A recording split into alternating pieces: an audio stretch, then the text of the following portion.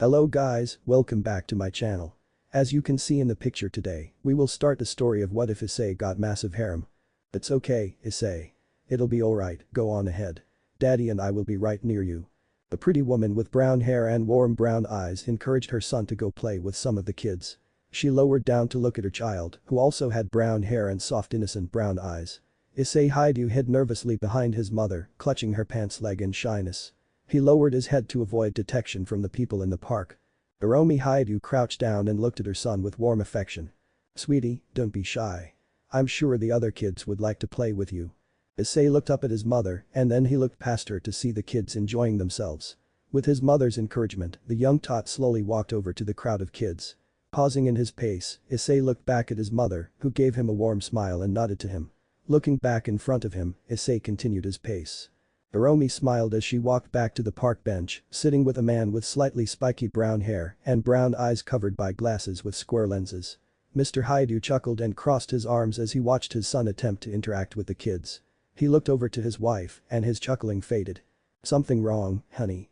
Hiromi looked over to her husband and she gave him a small smile. It's nothing. It's just that our dear Isay. He's growing stronger. I don't know how or why, but he's growing far more powerful than I would have liked. Mr. Hidu adopted a serious look on his face and he sighed. Honey, you knew it would come to thigh. I know I did. Mr. Hidu widened his eyes at his wife's outburst. Hiromi's eyes were widened with anxiety and then her eyes softened as she calmed herself. I am sorry, honey. Mr. Hidu put his hand on his wife's shoulder and he caressed it in reassurance. I know it may seem bad, but you don't need to worry about Isay. He's going to be fine. Hiromi sighed and smiled as she felt her husband's hand upon her. She looked over to see her son looking nervously at the amount of kids near him. It's just that the reason he is this way is because of me. Now don't say it like that, Hiromi. Granted, your physiology is much different from mine, but that doesn't mean Isay can't have a normal childhood. The signs have already been showing. But that's what I get for being a daughter of Zeus. Indeed, Hiromi Hidu was a daughter of Zeus, the king of the Olympian gods. Originally residing in Mount Olympus, when she reached of age, she traveled away in order to stay in the human world. As she stayed, she had met Mr. Hidu. The two married sometime later, with Hiromi shortly revealing her status as a goddess of Olympus.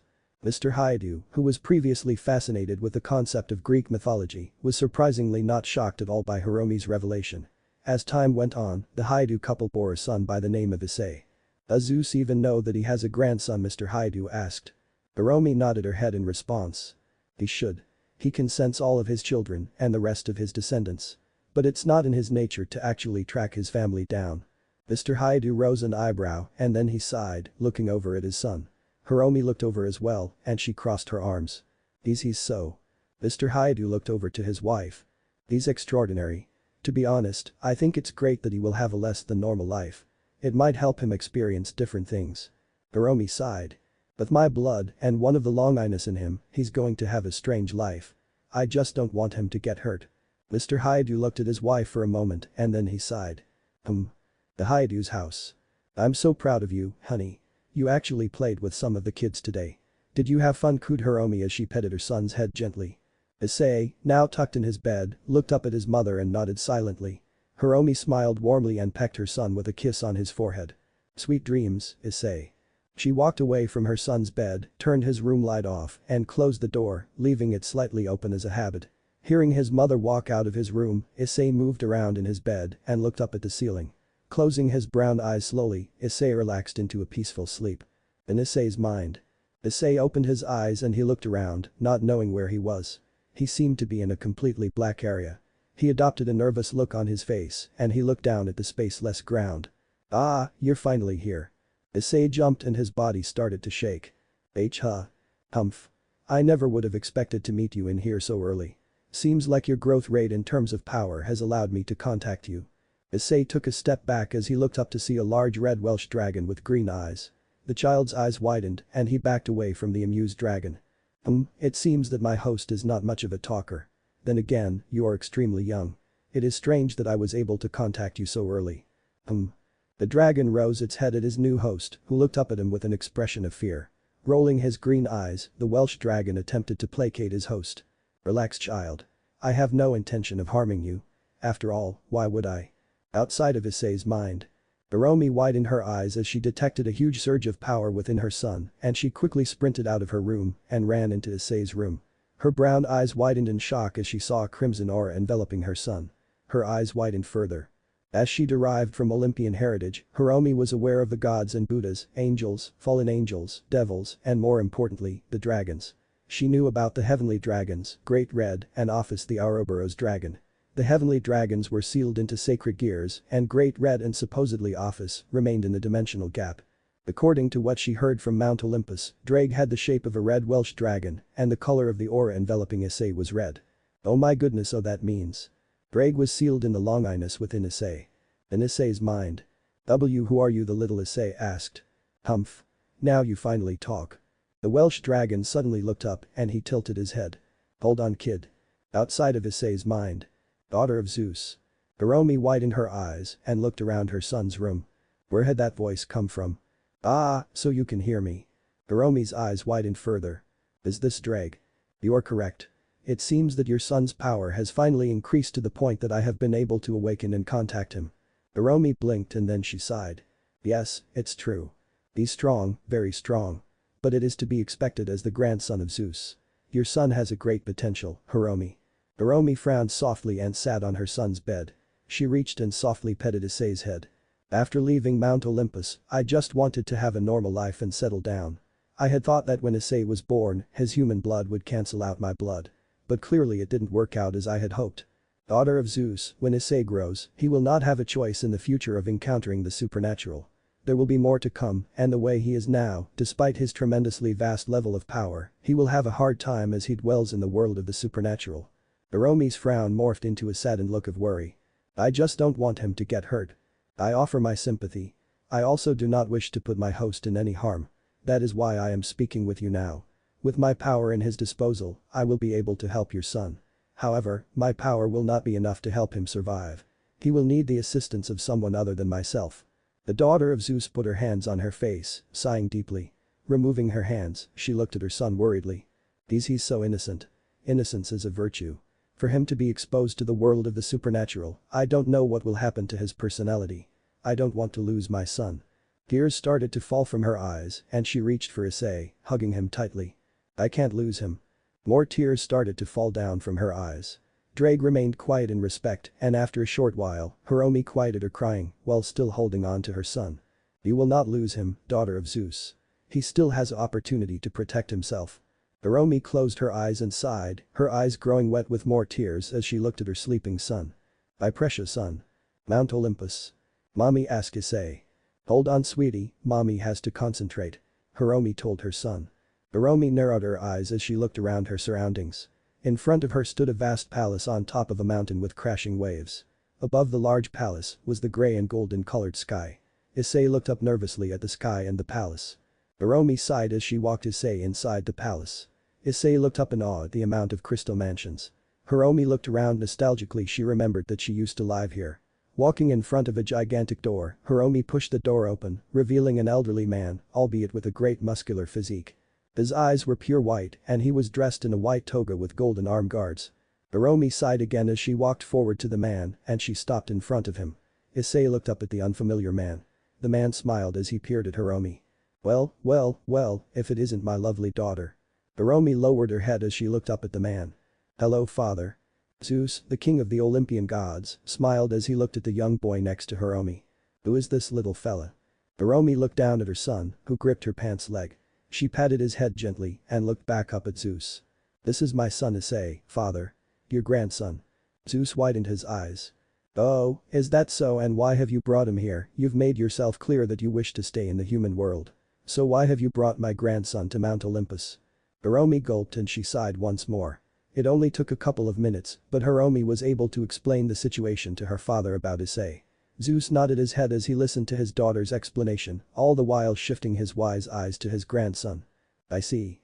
Getting up from his throne, Zeus walked over to his grandson, who backed away slightly as he stood close to his mother. Zeus smiled warmly. There is no need to be afraid, Isay. I'm your grandfather, Zeus. I must say, for such a little tot, you have a tremendous amount of power within you. Perhaps even greater once you learn how to train it. Isay hesitantly looked up at his grandfather and then he looked up at his mother, who gave him a warm but sad smile. It'll be alright, sweetie. Your grandfather's going to help you. 12 years later at the training center of Mount Olympus. A young man with brown hair, soft yet firm brown eyes, and a muscular and toned physique quickly dodged a bolt of lightning from Zeus, the ruler of Mount Olympus. On the young man's left arm was a red claw-shaped gauntlet with yellow accents and green inscriptions. Partner, perhaps it is time to use the improved form of your balance breaker. The young man narrowed his eyes as he listened to the Welsh dragon sealed in his sacred gear, also known as the boosted gear. Sounds like a plan. The young man lifted his arm up. Welsh dragon over booster. Welsh dragon balance breaker. The crimson aura enveloped the young man, with a dragon armor manifesting and clasping onto his body. The green jewels embedded within the armor glowed as the power of the young man increased greatly. Zeus smirked at the young man and he charged a bolt of lightning that was much larger and far more powerful than the one before. So you're resorting to your scale mail, huh? Very well, come at me, my grandson. 2 hours later. Isay narrowed his eyes as he faced his opponent. He stood in a battle position, with his sacred gear unseen, sealed within his body. A vigorous fire-breathing monster that had the frontal body of a lion, horns of a goat, and the tail of a serpent, growled deeply at him. Moving slowly on all fours, the creature rapidly whipped its tail over to Isay, who dodged it by jumping over it just in time. Landing on the ground, Isay quickly grabbed the creature's tail, and using the creature's weight to his advantage, he swung the creature around. He let go, causing the creature to soar throughout the area, crashing into the wall. The creature quickly got up, shook its head, and charged towards Isay. It lowered its head, intending to puncture Isay with its horns. The young man thought quickly and grabbed the creature's horns, gripping his hold tightly. With little effort, Isay pulled the horns off of the creature, causing it to squeal out in pain and anguish. Recovering from its pain, the creature growled and breathed out a massive wave of fire. Isay narrowed his eyes and he charged towards the creature, going through the vast waves of fires. As he got closer, Isay lifted his hands, holding the horns of the creature. Within seconds, he got closer to the creature and with a swipe of his hands, Isay impaled the creature's head with its own horns. Hearing the last squealing cries of the creature, Isay walked away from it, looking at his hands, which were covered in the creature's blood. His firm eyes gained almost a saddened look and then he continued his pace. 1 hour later. Isay looked around his surroundings, focused on trying to sense his enemy. Closing his eyes, he concentrated without interruption.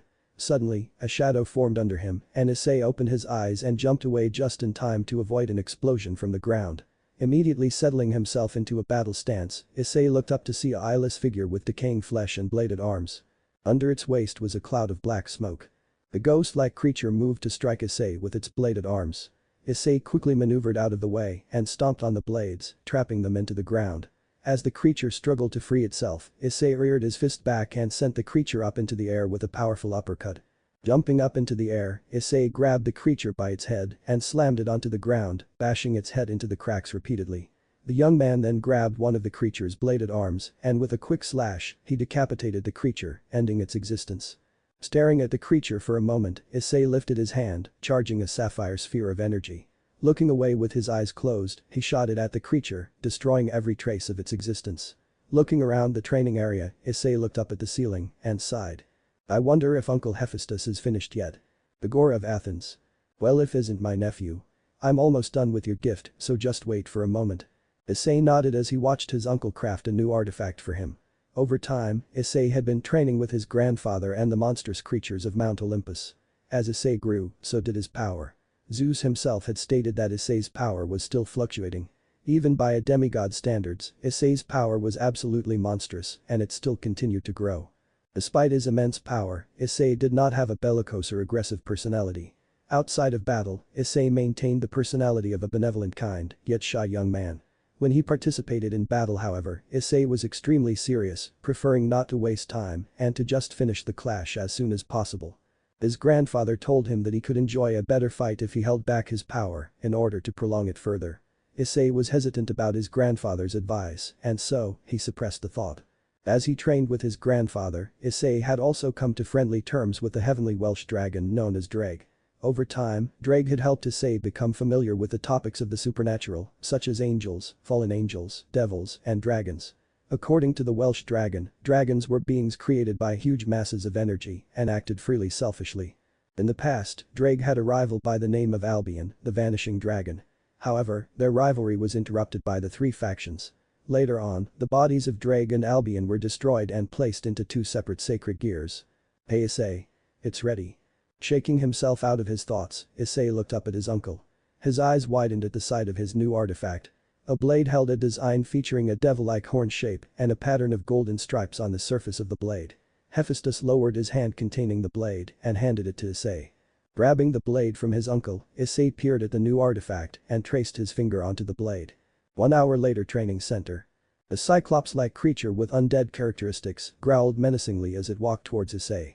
Isay, holding his new weapon, looked into the eye of the cyclops.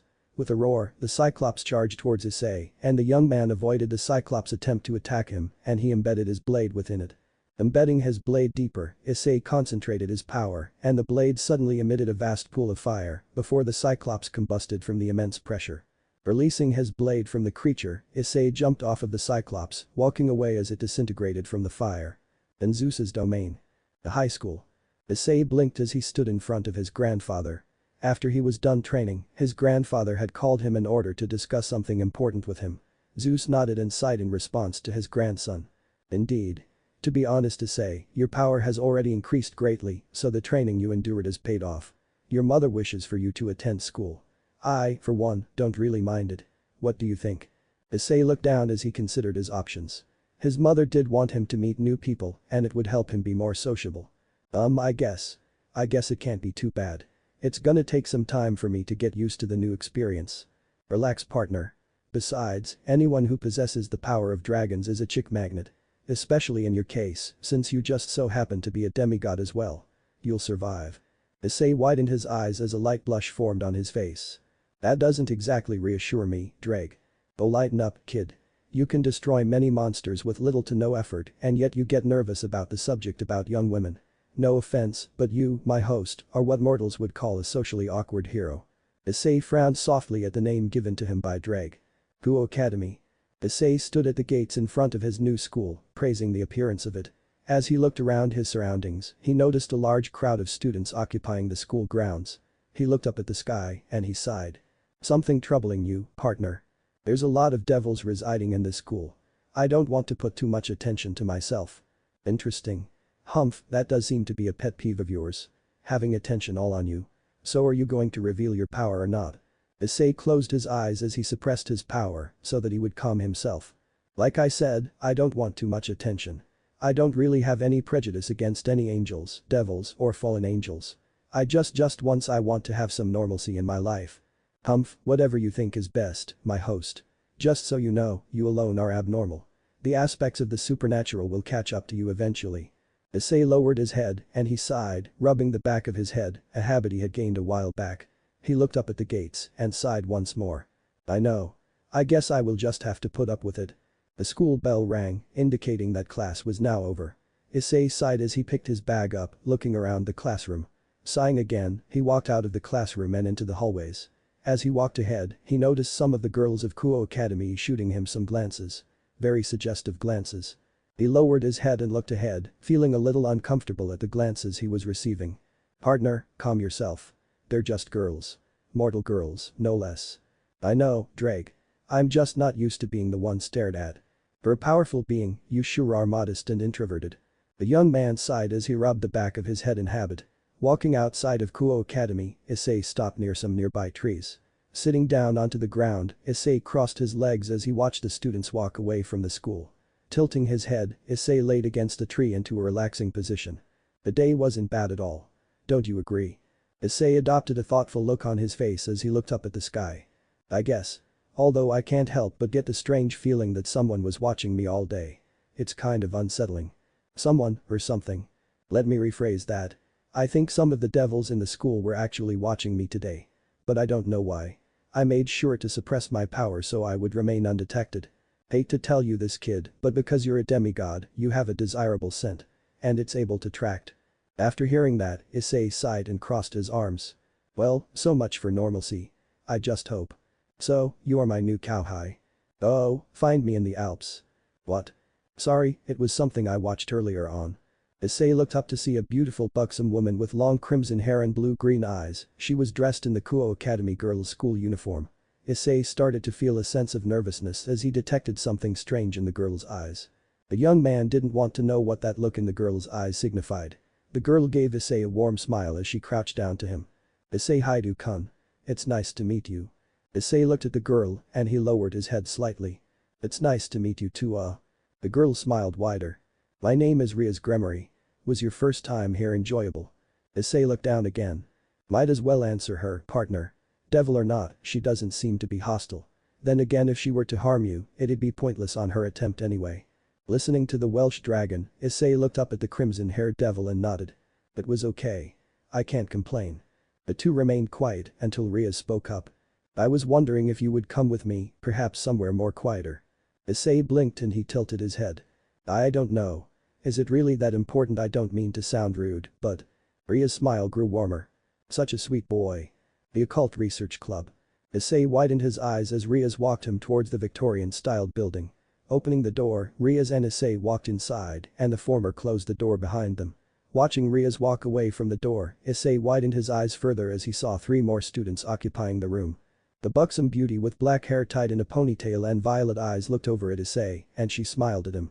Come and sit down, Ice-kun. Isay looked over to Riaz, who directed her hand toward a couch. Isay looked around the room and complied, sitting down onto the couch. Riaz smiled as she sat down across from him and crossed her arms. You're probably wondering why I called you here. Isay blinked and rubbed the back of his head. Yeah, a little bit. Riaz chuckled and then she set her face into a mysterious smile. Your scent is very strong, Ice-kun. I could smell it all the way from inside the school. Isay widened his eyes. Is my scent really that powerful? Unfortunately, or fortunately, whichever works. Since you are aware that you are a demigod and the fact that you are a grandson of Zeus, who is known as a very powerful Olympian god, your scent is extremely strong. So that's how they were able to find me directly. You sure can't catch a break, can you, partner? So then you already know. Ria smiled wider. That's right. Although your lineage is something I'm not aware of. She straightened her positon in her seat. As I've said before, my name is Ria's Gremory. I'm an heiress of the Gremory clan. She directed her hand behind herself. These students are a part of my peerage. She pointed to the black-haired girl with violet eyes. This is my queen, Akeno Himejima. Akeno's smile grew warmer as she waved at Isay. The young man's face flushed in response. Riaz then pointed to a young man with blonde hair and gray eyes. This is my knight, Yudo Kiba. Yudo lifted his hand up and waved it towards Isay. And this is my rook Kaneko Taoju. Riaz pointed to a petite girl with white hair and hazel eyes, who nodded silently to Isay. Isay nodded quietly and looked around the room. Riaz giggled as she looked at her newfound cowhide. You look so nervous, Ice-kun. Isay rubbed the back of his head. It's nothing to do with you guys. It's just that I'm not usually the type of person to meet new people. Riaz smiled wider and nodded as she understood Isay's words. Although, that scent of his was absolutely irresistible to her. The Gremory devil is giving you a strange look, partner. Might want to guard yourself. Riaz narrowed her eyes as she stared at Isay and her gaze became serious. Udo. Kaneko. Yes, but you. Understood. Udo narrowed his eyes as he placed his hand on the ground and a number of swords manifested and shot towards Isay. Isay widened his eyes at the motion, but he remained still. The swords shot towards Isay, but suddenly, as soon as they came in contact with the young man, they shattered into nothingness. Udo widened his eyes in surprise at the scene he had just witnessed. Behind him, Kaneko shot forward, landing a punch to the still shocked Isay. The room of the Occult Research Club was completely silent. Isay remained where he was, blinking as he noticed Kaneko with her fist planted on his stomach. The white-haired girl widened her eyes as she felt a sudden pain in her arm and she retracted herself from Isay, who continued to sit on the couch in silence. Ria's eyes widened slightly, not showing surprise, yet showing a bit of interest. He didn't even attempt to defend himself and yet Udo's sacred gear and Konkyo's strength didn't even faze him. Isay blinked repeatedly in confusion and rubbed the back of his head. I'm so lost right now. Try to release some of your power. Not all of it, but some of it. Why? Just do it, partner. Complying with the Welsh dragon's orders, Isay closed his eyes and released only a small measure of his power. Immediately after, Udo and Kaneko fell to their knees and Riaz and Akeno both widened their eyes in amazement. Riaz felt her legs going a bit numb. His aura of power. It's almost frightening. I don't know if I should be assuming this, but the level of power he's showing, it's almost close to that of an ultimate class devil. And yet, he's still a child. Isay relaxed and opened his eyes, restraining his power once more. Riaz sighed as she felt the heavy pressure disappearing from the area. She definitely had to tell Sona about their new cowhide. Relaxing into a more comfortable position, Riaz smiled and compassed herself as she spoke up. Ice-kun, I. Knock knock. The crimson-haired devil widened her eyes as she looked over to the door. "Come in." The door opened revealing a new crowd of students. Issei widened his eyes as he sensed the energy of the newcomers. So many devils. Ria smiled as she looked at the girl with black hair styled in a bob cut and violet eyes covered by red glasses. Behind her was a girl with knee-length black hair styled with split bangs and light brown eyes covered by blue semi-rimmed glasses with square lenses. Behind her were several other students. "Sona, what brings you here?" The girl with the bob-cut hairstyle smiled at her friend. "I sense something peculiar in this room. I also detected the very same scent I could smell earlier on today in the school. And I believe I found it." She set her violet eyes towards Isay, who blinked in confusion. "You seem to attract a whole number of devils, partner. Specifically, the women." "Humph, he doesn't look like anything special to me." Isay turned to look at a young man with short blonde hair and grey eyes, who shot him an arrogant glance. The blonde-haired young man looked up at Riaz. "Riaz, don't tell me you've already turned the new guy into a devil." Riaz gave the young man an unreadable look until Sona turned to face him. "Now Saji, don't be rude and assume things." Sona set her eyes to Isay. "Isay Haidu-san, how do you do? My name is Sona Citri." The girl with blue semi-rimmed glasses walked up and introduced herself next. "My name is Subaki Shinra." Then a white-haired girl with blue-green eyes introduced herself. "Momo Hanakai." Next was a slim girl with long brown hair that ended in two short braids and matching eyes. "Ryakasuka." The girl with shoulder-length reddish-brown hair and brown eyes walked up and smiled. "Nice to meet you. I'm Tomo Meguri." The girl with blue shoulder-length hair and matching blue eyes, along with a Bishounen face, put her hand on her chest. "Tsubasa Yura." Lastly, a short petite girl with brown hair and twin ponytails and green eyes walked forward. "Baruko Numura." Sona smiled as the last member of her peerage was introduced. She looked over to Isay, who blinked at the amount of devils in the room. "There's so many people here." Riaz giggled and she looked over to Isay. "Ice-kun, there's something I want to ask you." Isay turned to look at her and blinked. Riaz smiled. "Do you know what the evil pieces are?" Isay widened his eyes at the familiar topic. When he was younger, both Zeus and Drake had informed him that the evil pieces were created by Ajuka Beelzebub, one of the four great satans. Because of the devastating great war between the three factions, which had also caused the countless lives of devils. It was based on chess, with the total being 15 pieces. There was 1 queen, 2 rooks, 2 bishops, 2 knights, and 8 pawns. Isay lowered his head as he had the feeling he knew what Riaz was going to ask him. And to be honest, he had no intention of joining any peerages. He was already abnormal to begin with and he really had no desire to become a devil. Plus the fact that he had just met Riaz and the rest of the devils not too long ago. He had just met them for Pete's sake. Not that he had any prejudice against any of the devils. He just had no desire to involve himself into a peerage. Isay looked up at the crimson-haired devil and he sighed. "I do, Gremory-senpai. But I know what you're going to ask me. And although I'm a little surprised that you would ask me at all, I just have to say this. I don't want to join your peerage." Riaz, Sona, and their peerages widened their eyes a little. Isay lowered his head again. "It's nothing to do with you, Gremory-senpai or Himejima-senpai, Kaneko-san, and Yudo-san." He looked at Sona and her peerage. "And neither you, Citri-senpai, Shinra-senpai, and the rest of the peerage. It's just that I'm already something that's unusual. Becoming a devil would just change me once again." Riaz looked at her cowhide and then she sighed. "And here I was so close to getting a powerful ally for myself. Although I have to respect my cowhide's decision. He won't join my peerage, but I do get to see him at school." Smiling warmly, Riaz placed her hand on her chest. "I respect your decision, Ice-kun." Isay nodded his head and he got up from his seat.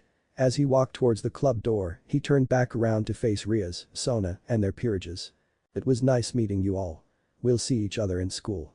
Opening the door, Isay exited out of the occult research club. Riaz put her hand on her cheek as she pondered and then she smiled. Well, his reasons were valid. Perhaps I had rushed a bit. I'll be watching him while he attends here. He may be able to suppress his power, but that scent of his. She gained a glazed look in her eyes. But that scent of his, it won't be hard to find him. Akeno stared at the door and a smile grew onto her face. Such a shame, he's such a cute young boy. I would have loved to spoil him. But he can't hide that easily. That scent of his so overwhelming. A small blush formed on Akeno's face as she giggled softly. Subaki sniffed slightly as she tried to detect the remaining scent of Isay and a light blush brightened onto her face. She narrowed her light brown eyes as she tried to force her blush down. Outside of Kuo Academy. Isay Haidu, you're from Kuo Academy, right? Isay sighed inwardly as he stopped in his pace. He hadn't even made 3 steps onto the bridge and yet another presence was calling for him. He turned around to see a girl with black hair and violet eyes, dressed in a much different uniform from the ones the girls wore from his new school. Isay tilted his head at the girl and then his eyes widened as he detected her energy. "Fallen angel, what is she doing here? Did she detect my scent too?" "It's not exactly impossible, partner." "Why yeah, I just enrolled into this school." "Why, did you need anything?" The girl smiled as she walked closer to Isay. "Yes, there is something I wanted to ask you." As soon as she got closer to Isay, a glazed look appeared in her eyes and her legs started to shake. Isay widened his eyes and he took a step back. The girl shortly recovered and she gained her composure. "Sorry about that. I guess I'm a little woozy. I just wanted to ask you, would you go out on a date with me?" Isay widened his eyes once again and he rubbed the back of his head. "This fallen angel barely knows me." "Humph, don't be so naive, partner. She's planning something. Keep your guard up." Isay settled himself and he straightened his stance. "Sorry, but I'm not really looking to date anyone. I don't really know you either. I'm sorry." He turned to walk away until the girl walked closer over to him. "And no, wait, please hold oh." She cut herself off as her eyes glazed over once again. Isay widened his eyes and he gained an almost nervous look. "Gosh, is my scent really that strong?" She's stumbling over her words by just sniffling your scent. "Remember kid, fallen angels are known for having impure thoughts." "That's kind of disturbing, Drake." "Only you would find it disturbing, partner." Isay looked up at the girl to see her violet eyes still glazed, her speech almost diminishing to mumbling. Getting a little uncomfortable and a little bit creeped out, Isay backed away. Sparks of pure lightning surrounded his body and Isay warped away, his body disappearing away. Losing track of the enticing scent, the girl recovered once more and her violet eyes widened before narrowing darkly. "Curse him and that delicious scent of his. I'll just have to try again next time." Isay's house. Isay sighed as he walked into his room. He dropped his bag onto his bed and sat down. Looking up at the ceiling, Isay laid himself down, placing his hands behind his head. His eyes gained a saddened look and he closed them, ready to go into a peaceful nap. "Humph, you've only been to that institution of yours for a day and yet you've already acquired the attention of some of the female devils. Cuckoo. You sure are an interesting host, Isay Haidu." The next morning. The light from the sun shone through the window, its brightness shining onto Isay's face. His eyes opening slightly, Isay rubbed his face and he reached for his alarm clock so he could check the time until he felt something soft. Fleshy, even. Brown eyes shot wide open in shock and Isay immediately shot out of his bed. His eyes widened when he saw who was in his bed. No. What he saw was the familiar crimson red hair, the rather large bust, and the voluptuous curves covered by the bed covers. Isay recognized this girl immediately and he wouldn't have been so anxious had it not been the fact that the girl in bed was naked. That's right, Ria's Gremory was naked. In his bed. And she was sleeping peacefully as though she was completely relaxed. Isay backed away slowly, unable to believe what he was seeing. "Why is Gremory-senpai in my house?" As much as he wanted to know why, Isay didn't really want to wake the crimson-haired devil up. He had no idea why Ria's was in his house and in his room, sleeping naked in his bed. He was glad that she hadn't woken up yet. Gulping nervously, Isay went to the bathroom to change into his day clothes. Walking out of the bathroom, Isay paused in his pace when he saw Ria's move about in his bed. The crimson-haired devil opened her blue-green eyes and lifted her body up, relaxing into a comfortable position. She emitted a soft yawn and blinked several times and looked at the still uneasy Isay, smiling at the look on his face. "Good morning, Ice-kun." Isay didn't reply. He merely maintained his confused yet puzzled gaze. Not knowing how to handle the situation, Isay rubbed the back of his head in habit. Sighing, Isay quickly removed his eyes from Ria's body, looking at the wall. "What are you doing here, Gremory-senpai?" Ria's giggled and sat up on Isay's bed. "I just came to check up on my new cowhide." Isay widened his eyes. "Check up on me, but why are you naked? Actually, let me rephrase that, how did you even find out where I live?" Ria smiled and crossed her legs. Isay then widened his eyes and palmed his face. "By scent." "Of course, dumb question. Speaking of scents, I need to talk to Grandpa about that. He might know what's going on." Ria's giggled and tilted her head. I don't mind it if you look at me, Isay. You don't have to be so nervous." Isay shook his head and maintained his staring at the wall. "I'm not that type of person, Gremory-senpai." Ria's narrowed her eyes but smiled as she got off of the bed. She walked over to Isay, placing her hand on his cheek. "Such a modest boy." She chuckled and pet his cheek and went to pick up her clothes off the floor. Isay kept his gaze on the wall and crossed his arms. Humph, you do know any man in your situation would have jumped in excitement at the sight of a naked woman. Clasping her bra on, Riaz turned around to face Isay, who was still facing the wall. Smiling warmly, Riaz put the rest of her uniform on and tilted her head. He's so innocent. He sure is adamant to avoid looking at me. You can look now, Ice Kun. Hesitating, Isay turned around and his stance relaxed as he saw that Riaz wasn't lying to him. Riaz smiled wider and walked over to him. What were you planning on doing today? Isay widened his eyes and looked at his calendar on the wall. Saturday. He sighed and lowered his head. Which means no school today. I need to talk to Grandpa Zeus about this whole scent nonsense.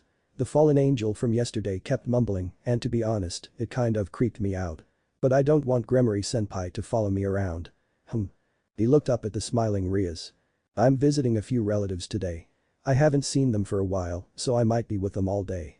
Riaz widened her eyes a little. She was hoping she could find out more about her new cowhide. But she would always find the opportunity to go see him whenever he was at school anyway. Plus she knew where he lived, so that was a bonus for her. She didn't want to bother him more. Alright, Ice Kun. Enjoy yourself. Nodding cautiously to the crimson-haired devil, Isay went to reach for his room door until his eyes widened as he remembered something. He turned to look at Riaz. Gremory-senpai, you never really answered my question. Why were you naked in my bed? Riaz gave Isay a mysterious smile and then she chuckled, crossing her arms in amusement. It's much more comfortable for me to sleep naked and plus. Her blue-green eyes gained the familiar glazed look as she set her sights on Isay. You're much more warm and cuddly than just a plain old bed. Isay's eyes widened as his face flushed and he gulped down a nervous lump in his throat. Riaz giggled when she saw her cowhide rush out of his room. The crimson-haired devil smiled in amusement and looked out of the window to see Isay running off somewhere. Such a special cowhide. Mount Olympus. So what exactly is your question, my grandson? Isay sighed as he and his grandfather walked across from each other. He wasn't exactly lying to Riaz when he told her that he was visiting some relatives. He just didn't tell her who he was visiting. As they walked across the hallways, Isay noticed the amount of Olympians mingling about. The young man rubbed the back of his head and looked up at his grandfather. What is this scent I keep hearing about? When I came to Kuo Academy, the devils residing there were able to track me down without any trouble, even though I suppressed my power. Zeus rose an eyebrow at his grandson before he shrugged. Well, I'm afraid I don't have an answer for that. Did you try asking the Welsh dragon? Isay nodded and crossed his arms. Brage was the one who told me about the scent in the first place. Perhaps Aphrodite knows. Isay stopped in his pace and his eyes widened. Aunt Aphrodite. Zeus noticed his grandson stop and the king of Olympus rose an eyebrow in puzzlement. What's with him? 30 minutes later. To what do I owe this pleasure of the visit from my adorable little nephew? Isay sighed as he looked at the walls of the palace in an attempt to keep his sight away from his aunt. An unearthly beautiful woman with shoulder-length almond brown hair and golden brown eyes smiled warmly in amusement as she watched her nephew. I have a question to ask you, Aunt Aphrodite. Aphrodite chuckled as she settled herself in her bed. And I might have an answer for you if you look at me, my little nephew. Isay's eyes widened and he stiffened. Aphrodite giggled at her nephew and she put her covers up in order to cover herself in hopes to ensure Isay. I covered myself up, you can look now. Isay didn't believe his aunt's words for a second. She had pulled that trick too many times that Isay couldn't even count how many times he had been tricked anymore. Isay. Gulping down a nervous lump in his throat, Isay slowly turned around to face his aunt, who sent him an amused smile. Now that we have the hesitance out of the way, what is your question? Rubbing the back of his head, Isay sighed. Do you know why someone like me has a scent? Aphrodite's smile disappeared and she tilted her head. Scent. Isay nodded in response and then Aphrodite widened her eyes in remembrance. Scent. Well Isay, each demigod has a scent that makes them trackable by other creatures. Now since you already know you're a demigod, your scent is much more stronger. Did any monsters come and attack you or anything while you were in the human world? Isay thought his aunt's question over. Up until now, he had already been fighting horrendous monsters in order to train his body. That does explain why the monsters he faced were so intent on killing him even before the training had commenced. But the devils at school, they didn't seem like monsters to him. They weren't monsters, were they? Isay looked up at his aunt and he rubbed the back of his head. Well, aside of training up here on Mount Olympus, no.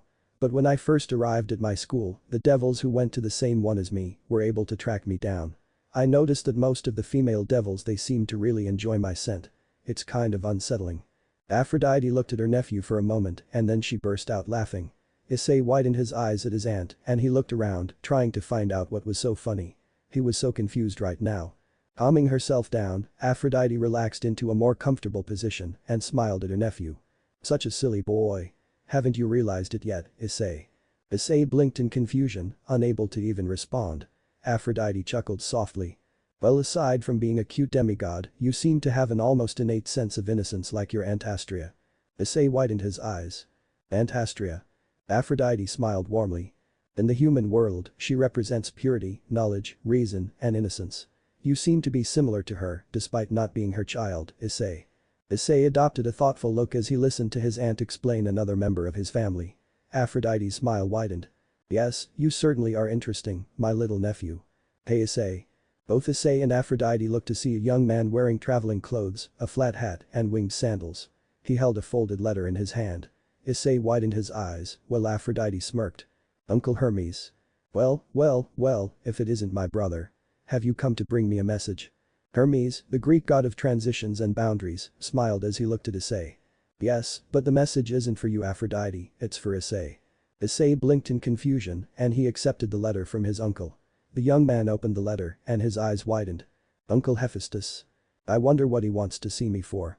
The Agora of Athens. Ah, Isay. You got my letter. Yeah. So what did you want to talk about? Isay crossed his arms and sat down as he listened to his uncle.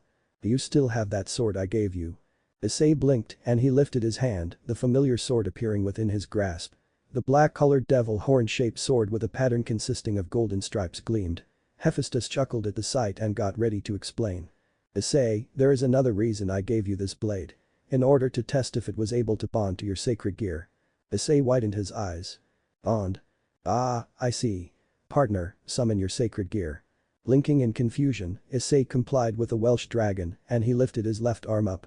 Dragon booster. Dragon booster. A familiar red claw-shaped gauntlet with yellow accents and green inscriptions manifested on Isay's left arm, its green jewels glowing with power. Isay rose an eyebrow and lifted his right hand up, which grasped his blade within. Combining a sword with a sacred gear it sounds impossible. Sacred gears function according to the thoughts of the wielder, partner. If you simply wish it, then that wish shall be granted. Isay widened his eyes and he looked at his blade. He switched the blade into his left hand and held it tight. Partner, concentrate your will into the boosted gear and then sync your energy with your blade. Concentrating his energy into the blade, Isay widened his eyes when he was almost blinded by a bright flash of light. The blade began to emit a bright aura and the boosted gear appeared to be glowing in intensity. The flash gleamed even brighter, causing a pool of blinding light to escape the Agora of Athens. The light slowly faded and Isay tentatively opened his eyes and then he gasped. Ejected out of the boosted gear was his blade, gleaming from the light. Isay looked at his boosted gear and then his eyes widened. What happened to the boosted gear? The armor of the boosted gear was now an onyx black color and the jewel on top of the palm area was now a golden color. The accents were now black but the inscriptions remained green. Isay widened his eyes further. It's like a black version of the boosted gear. It seems that the color of the blade has affected the coloration of the boosted gear. However, once you stop using the sword, the color should return to its original appearance. Isay blinked and concentrated his power once more, feeling relieved as his blade absorbed itself into his boosted gear. His sacred gear began to gain its red shade back and then the artifact returned to its original form. Humph. Isay looked up at his uncle, who smirked in amusement. So I was correct. Your boosted gear absorbed your blade. Due to this, you should be able to manipulate the power of the sword quite easily. Interesting. Training grounds. Isay stood still, with his boosted gear revealed on his left hand. He looked over to his opponent, which was a large cyclops. Isay narrowed his eyes and looked at his boosted gear. He had trained with the sword that was sealed within his sacred gear for some time now. After sealing the sword back up, the boosted gear retained the onyx black coloration, along with the golden jewel. Uncle Hephaestus said I could also use the power of the sword even when it's sealed within. So would that mean I could use its powers as well? Perhaps. Setting his face into a serious look, Isay lifted his left arm up. A flaming aura manifested around the black boosted gear as the golden jewel glowed brightly. The aura increased in size as a meteor-like sphere of energy began to manifest from his hand. Narrowing his eyes, Isay shot the meteor-like attack towards the Cyclops, who combusted and exploded as a result. Isay's eyes widened and he looked at his black-colored boosted gear before sealing the full power of his blade, allowing his sacred gear to return to its original red color. At the park. Isay sighed and rubbed the back of his head as he sat on the bench. He tilted his head at the events that had happened today. When he returned home, he could sense the familiar auras of the devils he had come in contact with and some unfamiliar auras of fallen angels near the church. He didn't really have to come in contact with any of them, so he went to the park. Whoosh. His eyes widened as he suddenly felt a familiar energy signal. He looked up just in time to avoid a light spear and he automatically set himself into a battle stance. God damn it, I missed. Isay looked up to see the fallen angel he has seen yesterday, now in her true form. The uniform she had worn the day before was replaced by a black version of a S&M outfit. Isay rose an eyebrow. Why is she dressed so immodestly? She's a fallen angel, kid. What did you expect her to wear, a suit and a tie? Isay was about to reply until another light spear was sent his way from the fallen angel. Her violet eyes widened in shock when her light spear disintegrated as soon as it touched Isay. What the hell are you using your sacred gear? Isay rose an eyebrow and he tilted his head. No. The fallen angel's eyes widened further and she took a step back. Isay sighed and rubbed the back of his head. It'd be pointless to kill her. After all, it's not like she's a potential threat. With a shrug, Isay turned around to walk away and the fallen angel widened her eyes. Hey, where the hell do you think you're going? We're not finished here. Isay widened his eyes and rose an eyebrow as he turned around to face the fallen angel. Finished with what? We haven't really done anything important here. The fallen angel gasped and then her eyes narrowed as she charged another light spear. Shut your mouth, you. Well. What exactly are you doing, Rainer? The fallen angel was cut off when she heard a familiar voice behind her. Both Isay and the fallen angel, now named Rainer, turned around to see a man in his 20s with black hair and golden bangs. He also had 12 jet black wings that come out from his back. Rainer widened her eyes in shock. The Azazel-sama. Azazel smirked and crossed his arms as he set his sights over to a confused Isay. He sent Isay a nod and smirked wider. Looks like I made it just in time to see the Welsh dragon himself. Isay widened his eyes as Azazel fluttered the 12 jet black wings from his back. Azazel smiled, chuckling in amusement. Grandson of Zeus, it's so nice to meet you. He sure is an interesting boy, isn't he? Riaz rose her head up to look at her childhood friend, Sona. The crimson-haired devil sighed and leaned back into her desk chair. There's absolutely no doubt about that. He is a very interesting boy. She sighed and placed her hand on her forehead. It's a shame he didn't want to join any peerages. I would have loved for him to join mine. She frowned softly until her frown slowly morphed into a devious smile. Either way, I'll always be able to find him at school. And by that lovely scent of his. My darling cowhide can't hide from me forever. Humph. Riaz looked up in surprise at Sona, who crossed her arms in amusement. And here I thought you would at least have some self-control, Riaz. Seems I was wrong about you, my friend. Riaz crossed her arms. And you believe you are any different, Sona? Sona chuckled and fixed her red glasses. Believe it or not, I actually have some restraint in dealing with our cowhide scent. I wouldn't be so obsessed to the point of sneaking into his house, stripping out of my clothes, and getting into bed with him while cuddling him like a teddy bear. Riaz widened her blue-green eyes in shock and she stiffened. Seeing the smug and amused look on Sona's face, Riaz narrowed her eyes and straightened herself into her seat. How? Sona's smirk widened. How what? How did you find out? Subaki. How? Easy. She followed you when you snuck over to our cowhide's house. Why would you order her to do that? Oh, I didn't order her. She went on her own accord, on her own agenda. And why didn't you stop her? It amused me. Riaz palmed her face in annoyance and slammed her head on the desk. Sona chuckled a bit and looked out of the window. Sighing, Riaz lifted her head up and looked over to her friend. Was there any particular reason Subaki followed me?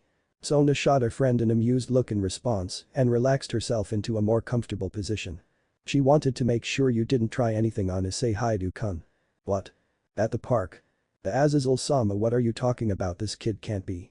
It may sound hard to believe, Rainer. But the Welsh dragon standing before us is indeed the grandson of Zeus. Rainer widened her violet eyes and looked over to Isay, who blinked several times in confusion. No way, he's a demigod. Isay tilted his head. Azazel, his name sounds familiar. I remember Grandpa mentioning him or something. Azazel chuckled and crossed his arms. Looks like I arrived here just in time, before things got bad. Isay rose an eyebrow. Bad? I was just gonna let her go. It's not like she could do any damage to me. Rainer, you mind explaining to me why you were trying to exterminate the Welsh dragon, Isay Haidu? Azazel asked. Rainer stiffened and she let go of her light spear. Aye. Azazel narrowed his eyes. Didn't I specifically order you to observe Isay? I never said anything about killing him. I mean, it's not like you would have stood a chance, but that's beside the point. Rainer looked over to the confused Issei, and then she sighed. Hey Kakabiel-sama. Ah, never mind then. I see what happened. Rainer widened her eyes at Azazel's interruption. The leader of the fallen angels picked at his ear and yawned. It makes sense. He looked over at Isay.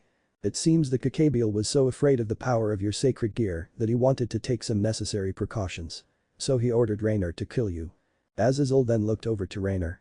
You're very lucky the Welsh dragon doesn't have his grandfather's infamous temper, or else you would have had a lightning bolt shoved up your Greg.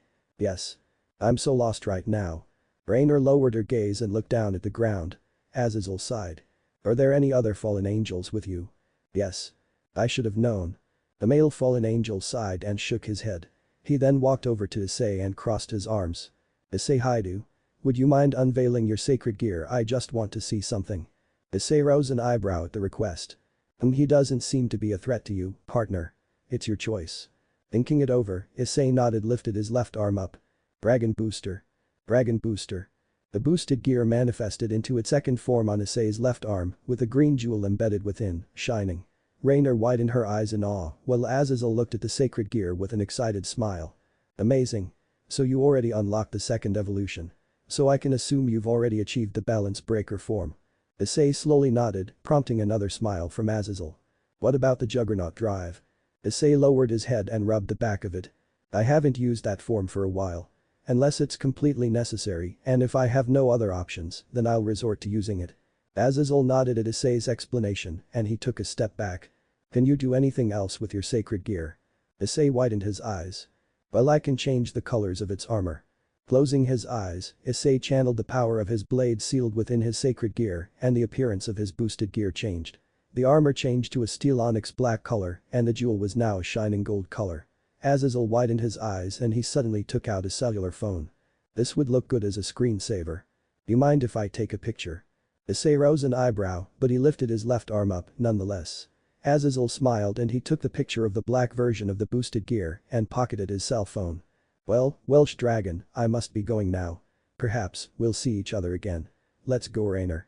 We need to pick up the rest of the fallen angels. Rainer gulped and quietly followed her leader before Isay spoke up. Wait a minute, hold on. Azazel turned around and rose an eyebrow at the young man. How did you know Zeus was my grandfather? Azazel looked at Isay for a moment before he smirked in response. I know an Olympian when I see one. And to be honest, I had no idea. I was just guessing that you were Zeus's grandson, and you proved me right. This makes things much more interesting. Isay widened his eyes. Interesting. Azazel turned around and crossed his arms. You've heard of the Vanishing Dragon before, haven't you? The white guy. Isay's eyes widened further in remembrance, and he nodded. Azazel smirked. I think he'll be content to know that his arch-rival is a demigod, and for that matter, the grandson of Zeus.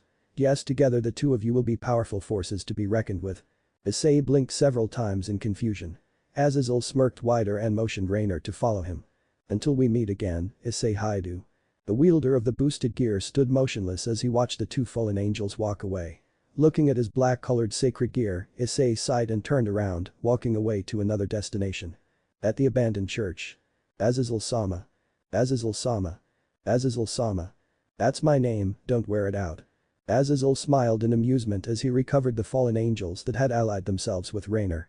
One of the fallen angels was a middle-aged looking gentleman with short black hair and dark blue eyes, the other was a tall and buxom woman with long navy blue hair that obscured her right eye and brown eyes. And the last one was a girl with blonde hair styled in twin short-side ponytails and blue eyes. Onasik Kalwerner, middled, do you any idea how much trouble you're in? Middled, the blonde fallen angel, widened her eyes and flailed her arms around. But why, Azazel-sama, what did we do? Rainer sighed as she walked over to explain the situation to her comrades. We seem to have made a mistake. Onasik, the other male fallen angel, crossed his arms in annoyance. What do you mean, mistake? In the occult research club. Well, where is Subaki now? I don't know. I don't keep track of where she is all the time, not unlike what you do with our cowhide. For the last time I'm not stalking him, so now I'm just watching over him. Sneaking into his house and sleeping naked in his bed while cuddling him is not watching him. Ria's eyes twitched and she palmed her face. Sona scoffed and rolled her eyes. Honestly, Ria's. Even I thought that you of all people would learn to control yourself. For goodness sake, even Subaki has a lot more self-control. Isay's house. Isay sighed as he laid upon his bed, his eyes growing heavy. He'd never felt so tired in his life, and yet he didn't even fight anyone today.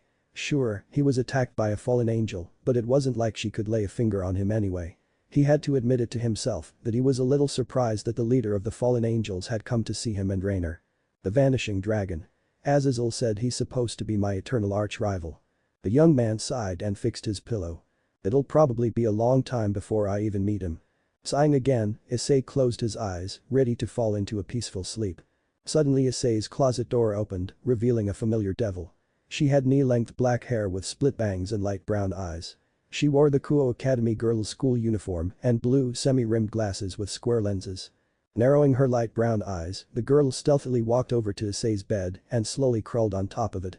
Settling herself on top of Isay, the girl brought her face close to Isay's own, her brown eyes peering into his innocent sleeping face. Isay's eyes fluttered as he felt someone breathing on him and he opened his brown eyes. His eyes widened further in shock and a bit of fright. Staring down at him was none other than Subaki Shinra.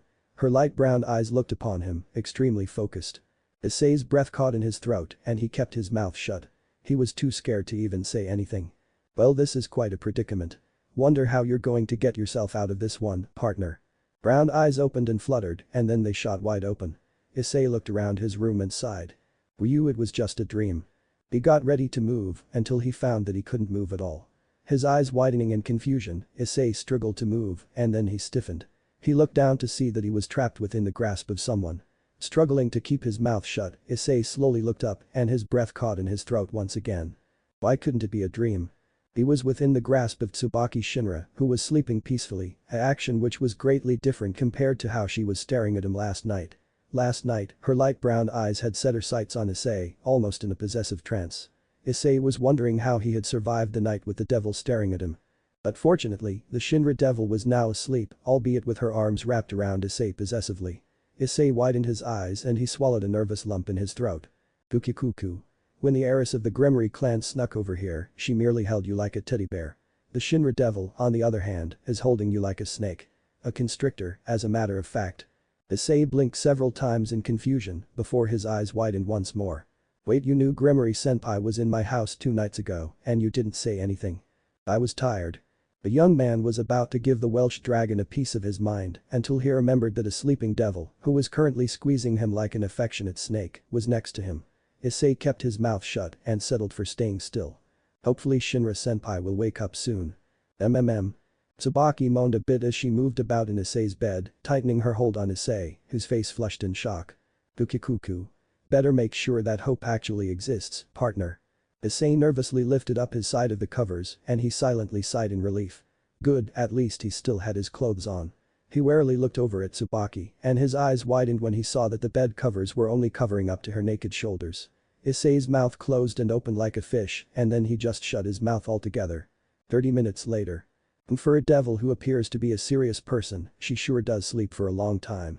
If Isay had more free space, he would have palmed himself in the face repeatedly. First Riaz had snuck into his house and now Subaki were more girls going to do this to him. What did he do to deserve this? He was a good person. Calm yourself, partner. I must say it was a bit amusing for a little while, but I just have to say this, just deal with it. You can't tell me that you do not find women to be attractive. Isay opened his mouth and then he frowned softly. It's not that, Dreg. It's just that this has never happened to me before. I do feel that girls are attractive. I really do. I'm just not familiar with them, I guess. You know, Isay, I am well aware that you are nervous. After all, the last time you have been home was when you were merely 5 years old. You've spent all your time at Mount Olympus, it's no wonder you are the way you are. Humph.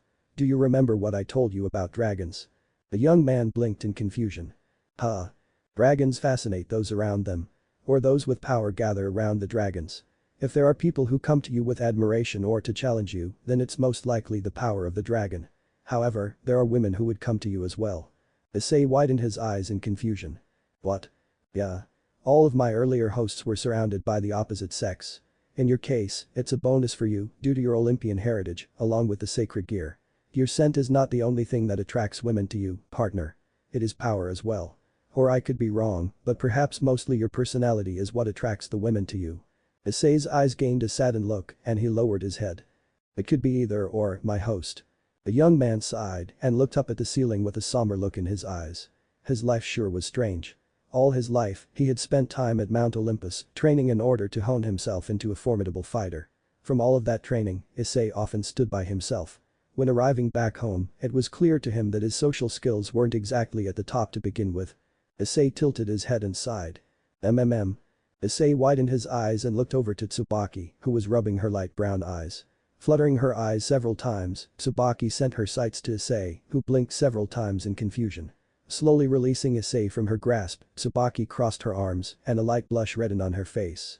Isay blinked and rubbed the back of his head. "Haidu-san." "Why yes, Shinra-senpai." Subaki looked at Isay and her eyes softened. "I apologize if I made you uncomfortable. It was not my intention. I unexpectedly lost control of myself." Isay widened his eyes and he lowered his head. Subaki tilted her head and she lifted her hand up, gently placing it on Isay's cheek. Isay flinched a little at the unexpected contact, but he remained where he was. Subaki then brought her face over and gently pressed her lips to Isay's forehead, planting a soft kiss on it. Isay blinked several times and his eyes widened. Seconds later, Subaki removed her lips from Isay but kept her hand on his cheek. "Thank you for letting me sleep here." Isay remained quiet, not really knowing what to say or how to handle the situation he was in. His eyes widened further when Subaki placed another soft kiss onto his forehead. 2 days later on the rooftop of Kuo Academy. Sitting quietly on the rooftop of his school, Isay frowned softly as he rubbed the kiss mark from Subaki on his forehead. There was no physical sign that the mark was there, but Isay knew it was still present. The young man sighed and rubbed the back of his head. First Ria's and now Subaki. At least Subaki was actually a little more comfortable to be around. Ria's was overly affectionate. She reminded him a lot of his Aunt Aphrodite. That wasn't a good thing. Quickly shaking his head, Isay looked out into the morning sun. Tilting his head at the brightness, Isay sighed as he stood up. "Welsh dragon humph, so this is my rival." Isay widened his eyes and turned around to see a young man with transparent light blue eyes and dark silver hair. He wore a dark green shirt under a black jacket with the collar flipped up and red jeans covered by black armored pads. The white guy. Isay blinked several times and then he set his eyes into a serious look. The Vanishing Dragon. He straightened himself up and turned around to face the silver-haired young man. Unbeknownst to the two, pools of energy began to manifest as bright auras. A crimson aura manifested around Isay, while a light blue aura manifested around the silver-haired young man. Their auras radiated around the rooftop of Kuo Academy.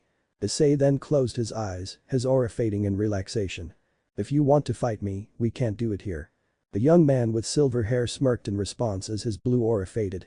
"Relax, I have no intention of fighting you. At least not today." The two stood in silence until the Vanishing Dragon spoke up. "My name is Vali. And judging by the look on your face, you already know what I am. Isay Haidu." Isay nodded in response and Vali looked over to the rise of the sun. "We share a legacy, you and I. The Welsh Dragon and the Vanishing Dragon. These two mighty dragons fought each other for many years. The only question is how will you end up?" Isay's eyes gained a serious edge to them. "What about you, how will you end up?" Vali smiled and shrugged his shoulders. "No one knows, Welsh Dragon. Only time will tell." Isay widened his eyes a little before narrowing them. He looked out to the sun, crossing his arms. "So if you're not here to fight me, then what are you doing here?" Vali smirked and set his blue eyes to Isay.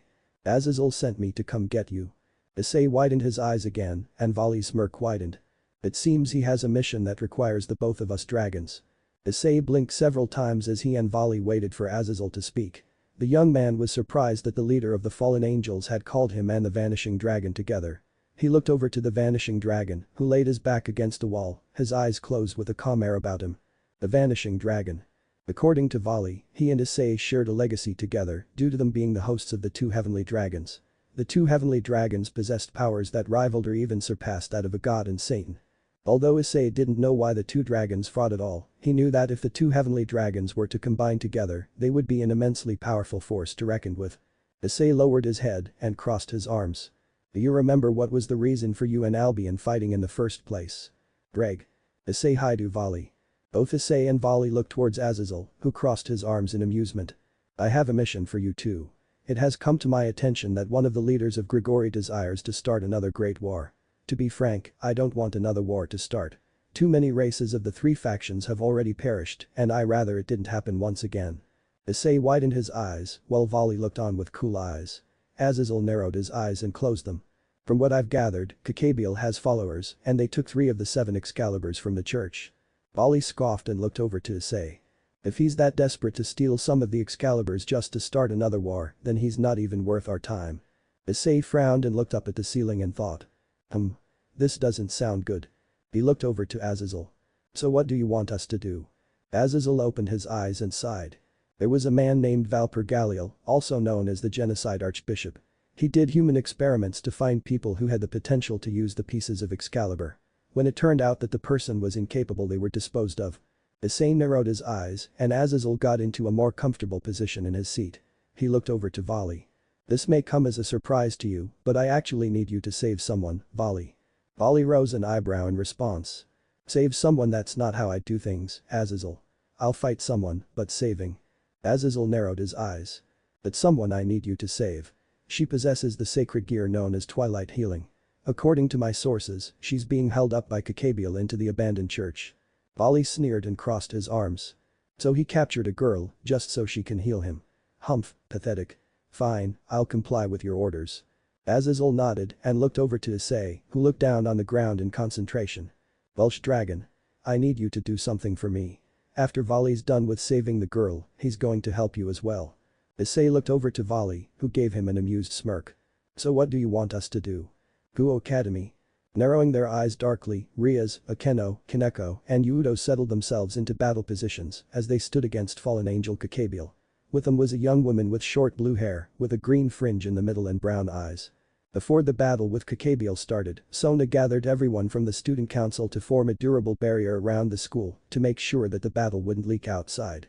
Kakabiel smirked as he approached the devils and young woman. He lifted his fist up and smirked wider. Riaz narrowed her eyes darkly and clenched her fists. No matter what she and Peerage did, they couldn't do a single thing to Kakabiel. Her teammate, by the name of Zenobia, had lost her emotional strength, when the fallen angel had revealed that God of the Bible ceased to exist. The devils, fallen angels, and angels had known all along, and the death of God was kept as a secret in order to prevent chaos from commencing and the increased chances of an attack. From here on out, I will start a war. One will take your heads as a gift, even if it's only me. I will continue from where we left off. I'm going to show Serziches and Michael that we, the fallen angels, are the greatest beings. Who-ost. Riaz and Akeno looked up to see a bright crimson light cutting through the barrier around the school. A black-plated armor with golden jewels across the armor flew down towards fallen angel Kakabiel, who took a step back. It's you, the Red Dragon Emperor. I recognize that armor, besides the strange color change. The Red Dragon Emperor tilted his head and his armor glowed, its black shade changing back into its dark red shade. Kakabiel narrowed his eyes. One of the Longinus boosted gear. If you are already in armor mode, it means that it's in the balance breaker state. Boosted gear scale mail. Such an annoying. The fallen angel was cut off when the Red Dragon Emperor sent a harsh uppercut to his face. Kakabiel coughed out blood and he gasped when he felt one of his wings being plucked off. Ah, you bastard. My wing. The Red Dragon Emperor held up the wing and held it tightly. A pool of energy formed into his hand and the wing disintegrated into his hand. Kakabiel took another step back and growled, summoning a great number of light spears appearing in the sky. With a growl, he sent them down towards the figure, who merely stood where he was. As the light spears shot down towards him, the Red Dragon Emperor slowly walked towards the fallen angel, completely ignoring the light spears hitting him. Kakabiel gasped and levitated up into the air, ready to fly away. The Red Dragon Emperor shook its head and it suddenly transmitted away. Riaz widened her eyes. Who is that and what is this power I'm sensing from him? Her blue-green eyes widened further when she began to smell a familiar and desirable scent. Ice-kun. The Red Dragon Emperor appeared in front of Kakabiel and shot his fist deep into the fallen angel's stomach, causing him to vomit blood onto the ground. How can this be? The figure in his scale mail form punched Kakabiel in the face and grabbed onto his wings, soaring down towards the ground. Slamming the fallen angel into the ground, the Red Dragon Emperor bashed Kakabiel's head into the ground 3 more times, and then he stopped. Welsh Dragon. The Red Dragon Emperor turned to see a figure in shining white armor, who flew down towards him. The figure in the white armor was carrying a young man with short white hair who was unconscious in his grasp. I dropped the Twilight Healing girl at your house. I'll take Kakabiel and send him back to Azazel. He has some questions to ask him. The Red Dragon Emperor looked at the Vanishing Dragon before he lifted Kakabiel up and threw the fallen angel to the Vanishing Dragon, who caught him effortlessly. A bright white glow enveloped him and he flew up into the sky. Welsh Dragon. We'll meet each other again. Let it be known, our time to fight is inevitable. So be ready. The Red Dragon Emperor remained where he was and then he nodded. You as well. And with that, the vanishing dragon disappeared into the light. Looking up at the sky, the red dragon emperor flew up into the sky, ready to go home. Ria's widened her eyes, as well as the rest of her peerage. Wait, hold on. The red dragon emperor didn't stop, flying up into the sky, as though he didn't hear the crimson-haired devil. Ria's eyes softened, and she put her hand on her chest. Was that Isay? Isay's house. Isay widened his eyes as he looked at a girl with long blonde hair sleeping on his living room couch. She was clad in a dark teal nun outfit with light blue accents, a white veil over her head, and brown boots. She sighed softly as she slept peacefully. Isay rose an eyebrow and rubbed the back of his head. Why on earth did Vali bring her to my house? Because I let him. The young man widened his eyes and turned around to see his mother, Hiromi Haidu. She held a soft frown on her face in worry. Isay's eyes softened. Mom? Where have you been, young man? I've been worried. Isay rubbed the back of his head again and lowered his head. Azazel called me and the Vanishing Dragon to help him with something. He was worried about a rogue fallen angel trying to start another great war between the three factions. I guess I just didn't want anything bad to happen. Hiromi fixed her son with a hardened frown and then her eyes softened. Honey, why would you risk your life like that? The heritage we have, along with the Norse, Hindu, and Roman gods, have nothing to do with the war between the three factions. We never got involved with them. Isay lowered his head again and sighed. Hiromi's eyes softened once more and she went over to hug her son. I'm glad you're using your power for a good cause, Isay.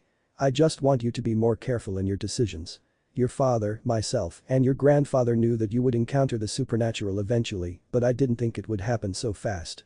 Isay's eyes softened as he understood his mother's worry for him. Hesitantly, he wrapped his arms around her, patting her on the back softly. I'll be fine, Mom. I promise. I've made it this far, thanks to Grandpa, you, Dad, and Dreg.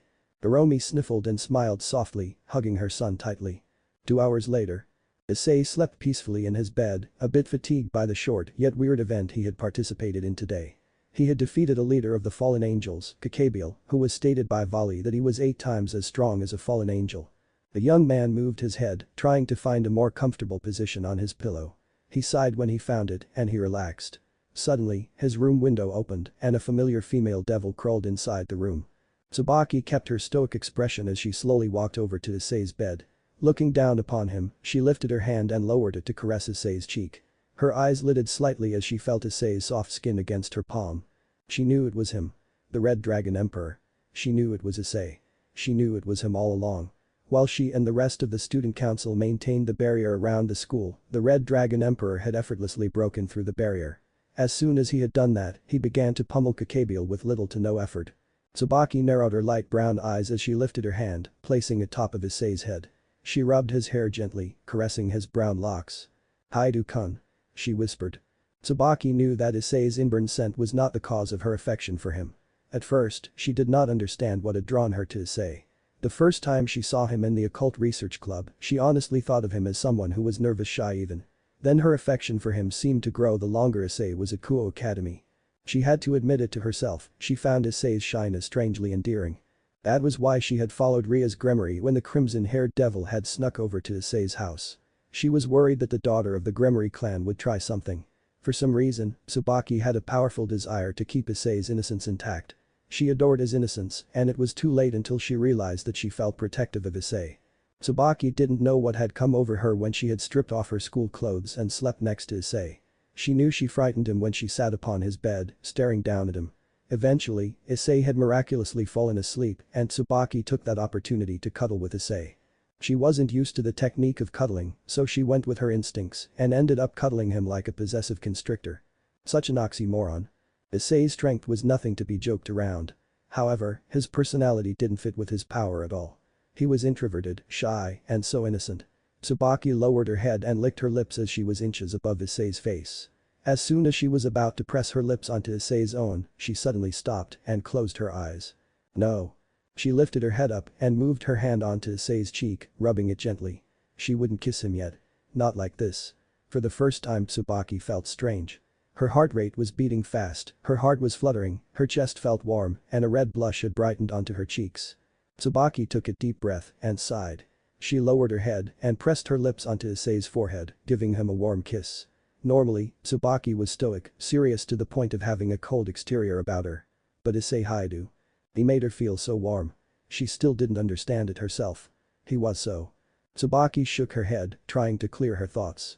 She hesitantly removed her hand from Isay's cheek and lowered her head, planting her lips onto Isay's cheek. Sweet dreams Haidu-kun. One day later in the occult research club. Ria sat at her desk with a serious expression as she looked at her new peerage. After the unexpected arrival of the Red Dragon Emperor and the Vanishing Dragon, Zenobia, after finding out that God of the Bible no longer existed, abandoned her ways and reincarnated into a devil. She was now a night piece and had become a second-year student at Kuo Academy and a member of the occult research club. Riaz looked up at her new knight and narrowed her eyes. Any news on Arena Shidu? Zenobia nodded and crossed her arms. Arena returned to headquarters along with the corpse of Balba and the 5 Excaliburs including mine. The fragments that act as the cores were retrieved in that state. So the mission of retrieving it was accomplished. If they have the cores, they can use alchemy to make the holy swords again. Riaz sighed and palmed her forehead. This incident was sent to the god's side and the devil's side by the viceroy of the fallen angels, Azazel. The theft of the Excalibur was an action taken by Kakabiel only. The other leaders didn't know about it. He planned to break the tension between the 3 sides. Because he tried to start another war, he was put in the Cocytus for eternity in a frozen state. Riaz paused in her words, and her eyes softened.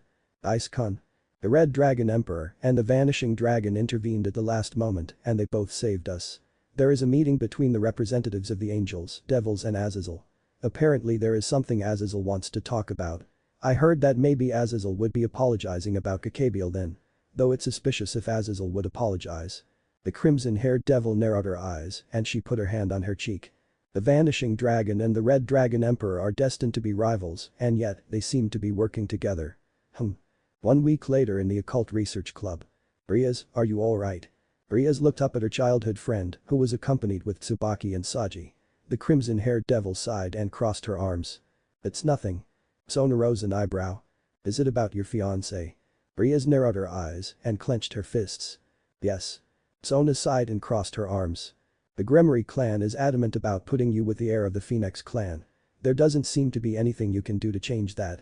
What about a rating game? The devils looked over at the club door to see Isay rubbing the back of his head. Subaki maintained her stoic expression, but her eyes noticeably softened. Riaz widened her eyes, Sona rose an eyebrow, and Saji crossed his arms. Riaz sat up from her seat. Ice-kun, what are you doing here? Isay looked away and rubbed his head again. I heard one of you guys mention something about the Phoenix clan. They're famous in the rating games. Saji rose an eyebrow. How do you know so much about rating games, newbie? Isay blinked several times at the nickname, but he let it go. My grandpa used to take me to watch rating games when I was little. Saji widened his eyes in response. He did. Who's your grandfather? Isay widened his eyes slightly and he rubbed the back of his head in a nervous habit. I don't really like to talk about him. Saji smiled. Oh come on man, Saji, Haidu-san doesn't have to reveal his heritage. It's his choice. Said Sona. Saji pouted, but he let it go. Riaz looked over to Isay and she crossed her arms. A rating game actually might work. When he comes over to the club, I'll suggest a rating game. Knowing him, he won't refuse a challenge. Sona rose an eyebrow, smirking in amusement. Humph, you sure sound happy now. Isay blinked several times in confusion. Riaz smiled as she put one hand on her desk. I'll train my peerage for 10 days. That should give us enough time. 10. Riaz looked up at Isay, who gave her a confused look. Is 10 too much? Isay rubbed the back of his head. 10 is actually too little. Riaz widened her eyes. Too little. Isay nodded and he straightened himself into a more comfortable standing position. Well, it'll be kind of hard to tell how many days you need to train, Gremory-senpai. Do you know how many members this riser person has in his peerage? Riaz lifted a finger up and then she stopped as she tried to remember. 15. Isay widened his eyes. Wow, that's a lot. Indeed. She'll need more than 10 days to train. Gremory-senpai, I think you'll need more than 10 days. If this riser guy has 15 members, it's going to be a little tough to beat him. Do you know what the strengths and weaknesses of his peerage are? Riaz widened her eyes, looking at her cowhide in curiosity. Ice-kun must have gone to a lot of rating games. She shook her head to clear her thoughts. Not yet. Isay blinked several times and he rubbed his head again. Well, when he and his peerage come by later I guess you can study the peerage while you and Riser discuss the rating game. After all, there's no point in training for a rating game if you don't even know the abilities of your opponent's peerage. Riaz blinked several times and even Sona's eyes widened a little. Saji's eyes widened at how informational Issei sounded, while Subaki looked over to Issei with an unreadable look on her face. Issei, noticing the stares from all the other devils, felt a familiar nervousness rising and went to reach for the club door. He looked over to Rias. It might work, Gremory-senpai. He exited the occult research club, leaving the 4 devils in the room. Rias looked at her desk in concentration, crossing her arms. Sona held a look of seriousness on her face, while Saji crossed his arms, wondering how Issei was so knowledgeable. Subaki had her sights too on the door, her eyes softening slightly. Haidu-kun. Shopping center. Ai-san. Wait, don't run so fast, Asia-san. Issei sprinted to catch up to the girl with flowing blonde hair and soft green eyes. Asia Argento, the wielder of the sacred gear known as Twilight Healing, happily ran into the store, looking all around the items of the shop. Issei shook his head as he looked around the store. It was his mother's idea to take Asia shopping so the nun could purchase some new clothes to wear. Much to Issei's dismay, Hiromi had chosen to leave Issei all alone with Asia. Issei didn't know what type of clothes would suit Asia at all. Since she was part of the church from such a young age, the clothes worn today in society were a bit lost on her. That was why Issei was trying to keep a close watch on the nun. Ai-san over here. Issei inwardly sighed as he followed Asia over to the women's section. He saw Asia grab a few items of clothing and went into the changing room. Issei rubbed the back of his head and he sat down on the waiting chairs. You impressed me a little back there, partner. Issei blinked in confusion. Huh. When you told the daughter of the Gremory clan about your thoughts on the raiding game. Well, I mean, like I said. There's no point in training in for a raiding game if you don't know anything about your opponent and his or her peerage. Ai-san. Issei looked up to see Asia in a blue top with a pink skirt underneath. The young man widened his eyes at her appearance and he blinked several times. Asia smiled at his reaction and went back into the changing room. Issei sighed and rubbed his head in exhaustion. I wonder how long we're going to be here. Asia quickly ran out of the changing room. Issei noticed this and widened his eyes. Asia-san. Asia turned around and smiled cheerfully. I'll be back, Ai-san, I'm looking for more outfits to try on. And with that, the nun ran all the way into the women's section, leaving an even more exhausted Issei. I can tell you this, it's sure not going to be 2 hours. 3 hours later. Hiromi Haidu chuckled softly as she watched Asia walk out of the store with 2 bags in her hands. The Haidu mother widened her eyes as she watched her son carrying what looked to almost be 10 bags on his back. Issei sighed as he dropped the shopping bags in his mother's car trunk. Crossing his arms, the young man watched Asia put in her 2 bags in the trunk. The nun smiled widely and she hugged the surprised Issei tightly. Thank you so much, Ai-san. Issei widened his eyes at the contact and Hiromi smiled warmly at the scene. Letting go of Issei, Asia opened the car door, going into the back of the car. Hiromi looked over at her son, who was still outside of the car. Are you coming home, honey? Issei shook his head in response. Not yet. I think I'll just take a little walk. After all, it's not that dark yet. Hiromi frowned softly and then she sighed. Alright. But don't stay too long, Issei. As his mother drove off, Issei looked around his surroundings, trying to think of somewhere else to go. Welsh dragon. The young man turned around to find the direction of the voice and his eyes widened. Ollie. The vanishing dragon smirked at his rival as he crossed his arms. Issei blinked several times in confusion. What was Volley doing here? He didn't seem like the type to hang out in an area like this. What are you doing here? He hadn't seen Volley since the battle with Kakabiel. If it could even be called a battle anyway, but that's beside the point. Volley shrugged and looked away. I was bored. So I thought walking around aimlessly might have cancelled out my boredom for a bit. Issei rose an eyebrow and blinked in response.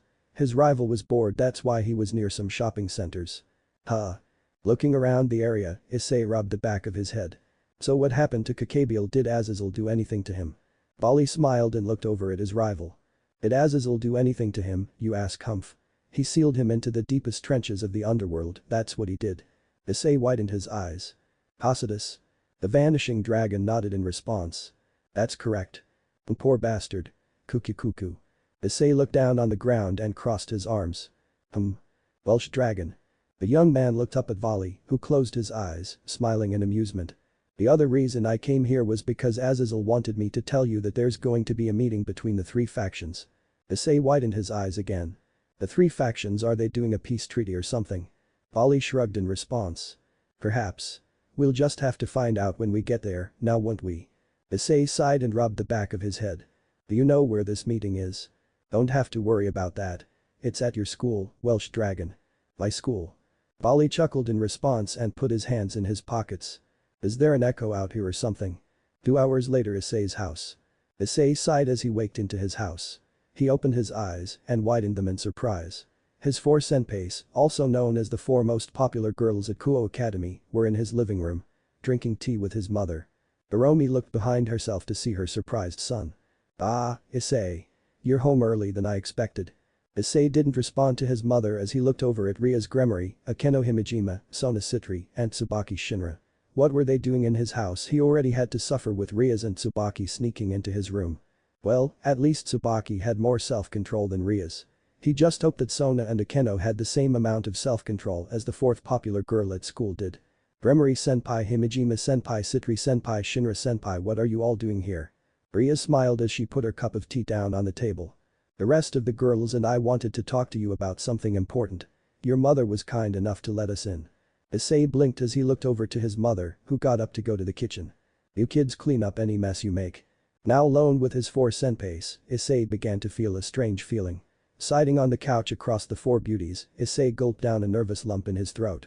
Ria smiled at her cowhide. You look so nervous. We don't scare you that much, do we, Ice-kun? The young man chose not to respond, knowing if he said anything now, it would have sounded stupid. So he settled with a shake of his head and looked up at his 4 senpais. So is something the matter? Ria settled herself into a comfortable spot and looked into Isay's eyes. Do you remember the discussion we had today, Isay, about the rating game? Isay widened his eyes at the memory and he nodded. Yeah. Ria smiled. 2 hours later after you had left, Riser came into the club room to discuss about our engagement. And at some point, I mentioned that we could settle our debate with a rating game. And he accepted it and I got him to agree on how many days I would be able to train my peerage. Isay widened his eyes further. The question is how many days did she decide on? Isay rubbed the back of his head. So how many days did you pick?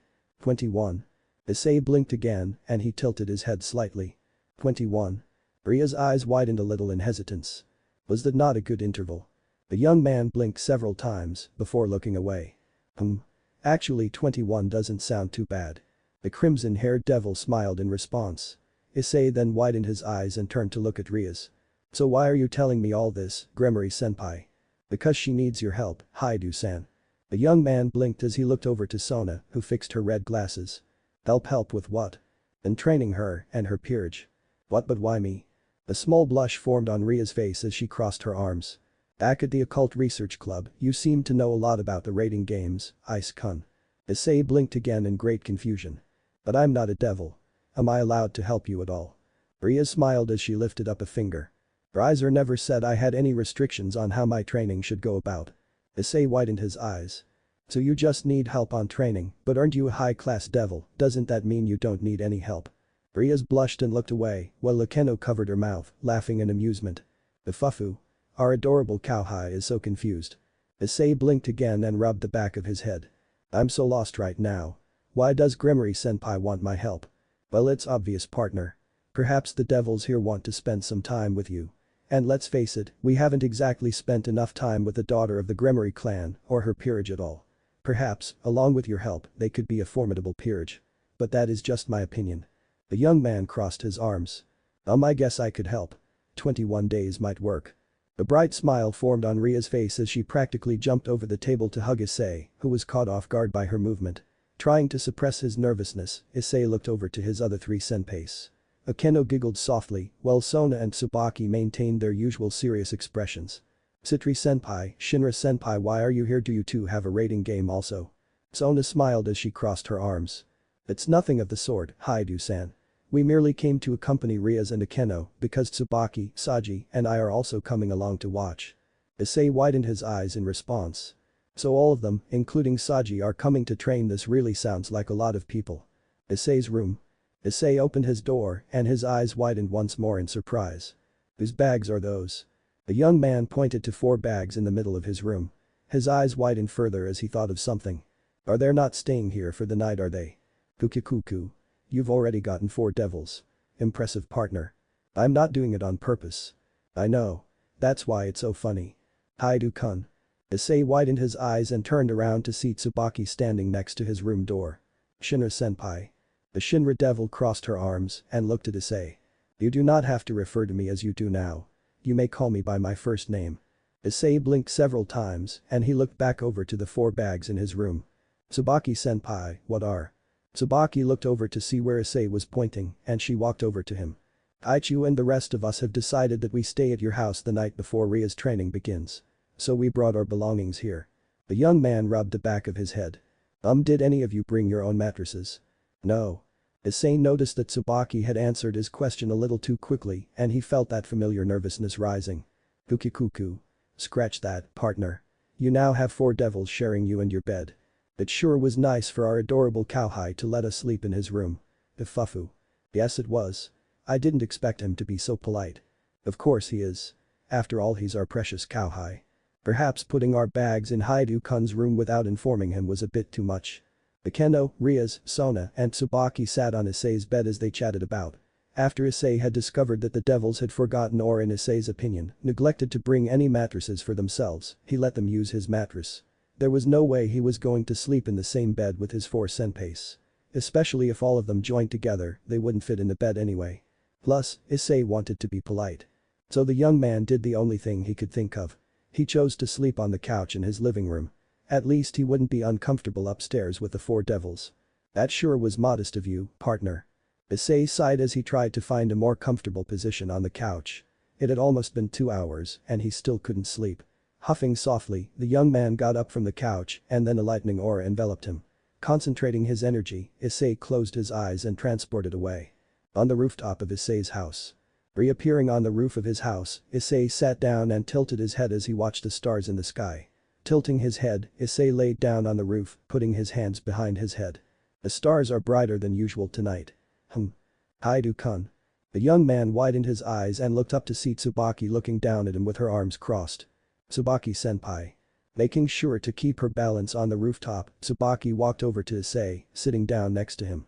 What are you doing out here, she asked. Isay blinked and then he looked up at the sky, rubbing the back of his head. I had a little trouble falling asleep. So I guess I wanted to go on the rooftop for a bit and watch the stars. It's actually more peaceful for me. Subaki looked at Isay momentarily and then she looked up at the stars in the sky. Isay was right, it was actually peaceful out here, despite the night sky. What are you doing out here, Subaki-senpai? The Shinra devil turned to look at Isay and she crossed her legs. I could not sleep either. Isay blinked several times. Was something wrong with my bed? Yes, you were not in there to keep me warm. Subaki shook her head, trying to clear her thoughts. Nothing is wrong. The young man tilted his head in confusion and looked back up at the stars. Subaki looked up at the stars and a luminescent blush formed on her face. She crossed her arms as she felt her body begin to tingle. Her heart was pounding and she felt the unfamiliar sensation of butterflies in her stomach. She didn't understand why this was happening to her. She was one of the most serious and stoic individuals in the school of Kuo Academy. She was stoic to the point of having a cold and scary aura about her. And here she was blushing profusely at a naive, shy yet kind-hearted boy. Subaki still couldn't comprehend what attracted her to Isay so much. It was so strange to her. She really didn't know that much about him. All she knew about him was where he lived, his shy manner, and his sacred gear, that was all. Although the boy didn't appear to be so, Isay was actually a mystery. The devils in the occult research club and the student council knew what Isay was. But they did not know where he came from. Looking over at Isay, Subaki slowly scooted closer to the young man, trying her hardest to suppress her ever-brightening blush.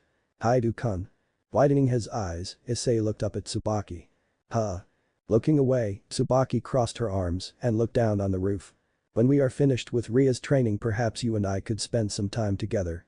Isay widened his eyes further. Subaki gulped down an unfamiliar nervous lump in her throat and she held herself tighter. What do you mean, Subaki-senpai? The young man looked back up at the sky, unaware that Subaki's face was a deep red color. Looking back at Isay, Subaki scooted closer to him. Perhaps we could go out and have a date together. There, she had finally gotten her words out. Her face covered by a crimson blush, Subaki struggled to suppress the tingling of her body. Her body once again felt warm and she felt her heart fluttering. She was experiencing the same feeling she had when she had visited Isay in his room the second time. Sitting up straight from his spot, Isay tilted his head at the 4th popular girl in his school. The date. Subaki looked over to Isay, trying to maintain her stoic expression. Tilting his head in confusion, Isay rubbed the back of his head. What is that, some type of food? Subaki's eyes widened in disbelief and she suppressed the urge to she didn't even know what she wanted to do at that moment. She knew Issei was naive, but she never would have expected him to be this naive. He really was an innocent person if he didn't even know what dating was. Partner? Yeah. I'm going to slap you. But why? You know what, screw it. I'm going back to sleep. Issei widened his eyes as Drake abruptly cut off the minlink. Blinking several times in confusion, Issei jumped when he saw that Subaki was just a little too close to him. Widening his eyes, Issei was caught off guard when Subaki suddenly planted a soft kiss onto his lips. Subaki immediately felt her body relax, clearly enjoying her first kiss sealed with Issei. Issei merely sat still, unable to handle the situation now. Hesitatingly releasing her lips from Issei's own, Subaki pulled back and crossed her arms, her stoic expression now back on her face. Blinking several times in confusion, Issei remained where he was, trying to figure out what had just happened. Subaki, on the other hand, felt more relaxed than ever before. She had successfully obtained her first kiss. Now the easy part was over. The hard part was something she had to worry about later on. And the hard part was trying to explain to Issei what a date was. The next day at the mountains. Yahoo! Issei widened his eyes as heard an excited yell from another part of the mountains. Wow, they really must be excited to be on the mountains. Indeed. Since he was going to be with Riaz and her peerage, as well as Sona, Subaki, and Saji for 3 weeks, Issei had decided to take some of his belongings with him. All he really had to bring was some clothes and other necessities. As he looked ahead of him, he saw the rest of the devils carrying huge bags of luggage with them. Well, Kiba, Kaneko, and Zenobia were. Saji was carrying Sona and Tsubaki's bags, while Kiba carried Riaz and Akeno's bags. Looking around his surroundings, Issei allowed a rare smile to cross on his face. The weather's actually nice today. The view is incredible. But I gathered some herbs. Let's use it for the meal tonight. Issei blinked as he looked at the herbs in Yudo's hands. Walking along with the rest of the devils, Issei noticed Saji falling behind him, and he stopped. Hey, do you need some help, Saji-san? Saji looked up at the young man, and he let a brash smile cross his face. No worries, newbie. I got this. I was just taking a little break, that's all. His smile widening, which was a little forced in Issei's opinion, Saji walked past Issei, his face lowering as the strain of the bags began to wear down on him. We're here. Riaz said. Issei widened his eyes at the sight in front of him and the devils. It was a large mansion, also known as the House of Gremory. Inside the House of Gremory. Issei looked around the living room as he praised the appearance of the house. Awesome. He looked over to see Saji putting Sona and Tsubaki's bags away, running inside the house to look around more. Do you like it, Issei? The young man turned to look at a smiling Riaz. Issei rubbed the back of his head and looked around the house. It's pretty spacious here, Gremory-senpai. Chuckling a bit, Riaz motioned to Kaneko, and Zenobia to come upstairs with her. Looking at the living room curiously, Issei rubbed his head again. This place hasn't changed a bit. Widening his eyes, Issei turned to look at Sona, who adopted a warm smile as she looked around the house. You've been here before, Citri-senpai. Sona looked over at Issei and smiled. But of course. Riaz and I are childhood friends. So I am pretty familiar with this house and all of its items. Issei blinked several times and looked around once more. Sona chuckled and followed the rest of the girls upstairs. You should get some rest as while you still can, Isay. After all, you are helping Riaz train her peerage. The young man nodded tiredly to the president of the student council as she departed upstairs. Watching Sona go upstairs, Subaki looked over to Isay and approached him, crossing her arms. Isay blinked at the motion and rubbed his head. Haidu-kun. Come along, Subaki. Both Isay and Subaki looked up to see Sona looking down at them from upstairs. Yes, Kaichu. Before departing upstairs, Subaki planted a soft kiss to Isay's forehead. Blinking in confusion at the sudden kiss of affection from the Shinra devil, Isay watched Subaki follow Sona upstairs and looked all around him. Mountains. Lesson 1 Sword Training with Yudo. Isay and Yudo crossed swords as they trained together. Using his black-covered sacred gear along with his blade, Isay blocked Yudo's attack smoothly and attempt to counterattack, landing a successful hit. Both of the swordsmen smiled. You're really good, Ai-san. I'm happy that Butchu is allowing you to train us. Isay smiled a little and rubbed the back of his head. Thanks, Yudo-san. Both getting serious again, the two crossed swords once again, trying to overpower the other. Isay had to admit Yudo was exceptionally skilled with a sword. Then again, the Kiba devil was a knight, so it should be expected. Dodging another sword attack, Isay widened his eyes and jumped back just in time to avoid the impalement of many swords. That was close. They wouldn't have affected you at all, partner. Even so, it doesn't hurt to dodge once in a while. Looking at the swords a little closely, Isay widened his eyes at the design. Are those holy swords? Ai-san. We're not done here. Looking back at Yudo, Issei set his face into a serious look and he narrowed his eyes. Right, let's continue. Lesson 2 Sword Training with Zenobia. Issei winced as he cusically dodged another slash from Zenobia. The second night of Ria's peerage was strong, no doubt about that. However, she seemed to rely on pure power and strength rather than using her head. Dodging another swipe, Issei set himself into a battle position, holding his sword tightly. According to what Rias had told him, Zenobia possessed a durandal, a sword that possessed massive amounts of destructive power. It no doubt synced with Zenobia's battle strategy. Issei narrowed his eyes as he felt an overwhelming destructive force of energy emitting from the sword. Tightening his hold on the sword, Issei waited patiently for Zenobia to control herself. The blue-haired devil narrowed her eyes and she charged towards Issei, hitting the durandal roughly against Issei's own sword. Widening his eyes, Issei put more pressure into his battle stance. He kept his stance against Zenobia, surprised at how much strength Zenobia possessed. Lesson 3 Training with Kaneko. Issei blocked Kaneko's punch and her kick. Sparring with Kaneko was a bit more easier than sword training with Zenobia. At least Kaneko didn't look like she wanted to kill him or anything. Issei repeatedly dodged a flurry of punches from Kaneko, very surprised at the small girl's speed. Man, she's fast. The Grimory's peerage is impressive indeed, partner. But I don't understand why you're so surprised. Dodging another kick from the rook, Issei concentrated as he tried to talk to Drake. I'm surprised because they're really strong, Drake. I think Grimory Senpai made the right decision about changing the number of training days from 10 to 21. 10 days definitely wouldn't have been enough considering how many members Riser has in his peerage. Ai Senpai. Closing his conversation with Drake, Issei widened his eyes as he noticed Kaneko looking a little fatigued. Kaneko-san, are you alright? He walked over to the white-haired girl, crouching down. Kaneko tried to catch her breath, putting one leg onto the ground. Issei blinked repeatedly and rubbed the back of his head. Do you want to take a little break? The white-haired girl shook her head, struggling to get up. Successfully maintaining her stance, Kaneko swirled her arm around and pointed her fist at Issei. Ai Senpai. Another round. Blinking several times in surprise, Issei settled himself into a battle position.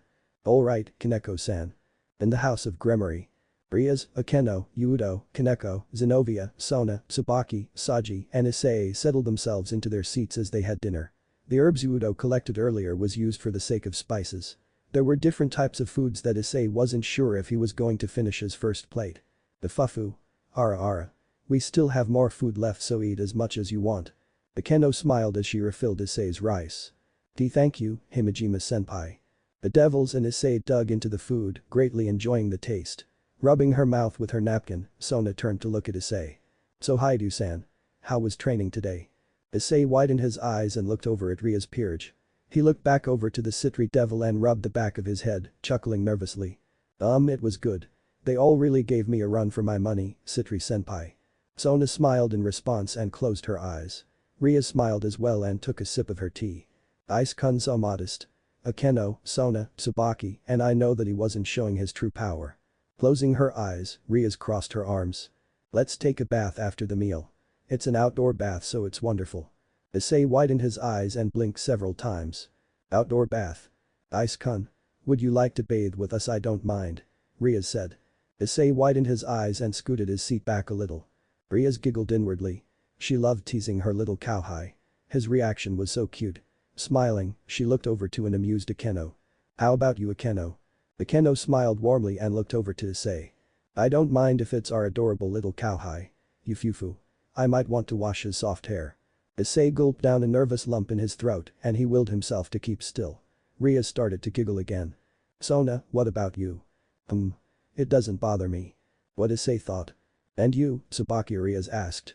Subaki looked over to Isay and although she maintained her stoic expression, a luminescent blush began to form on her face. I do not mind it if Haidu-kun joins.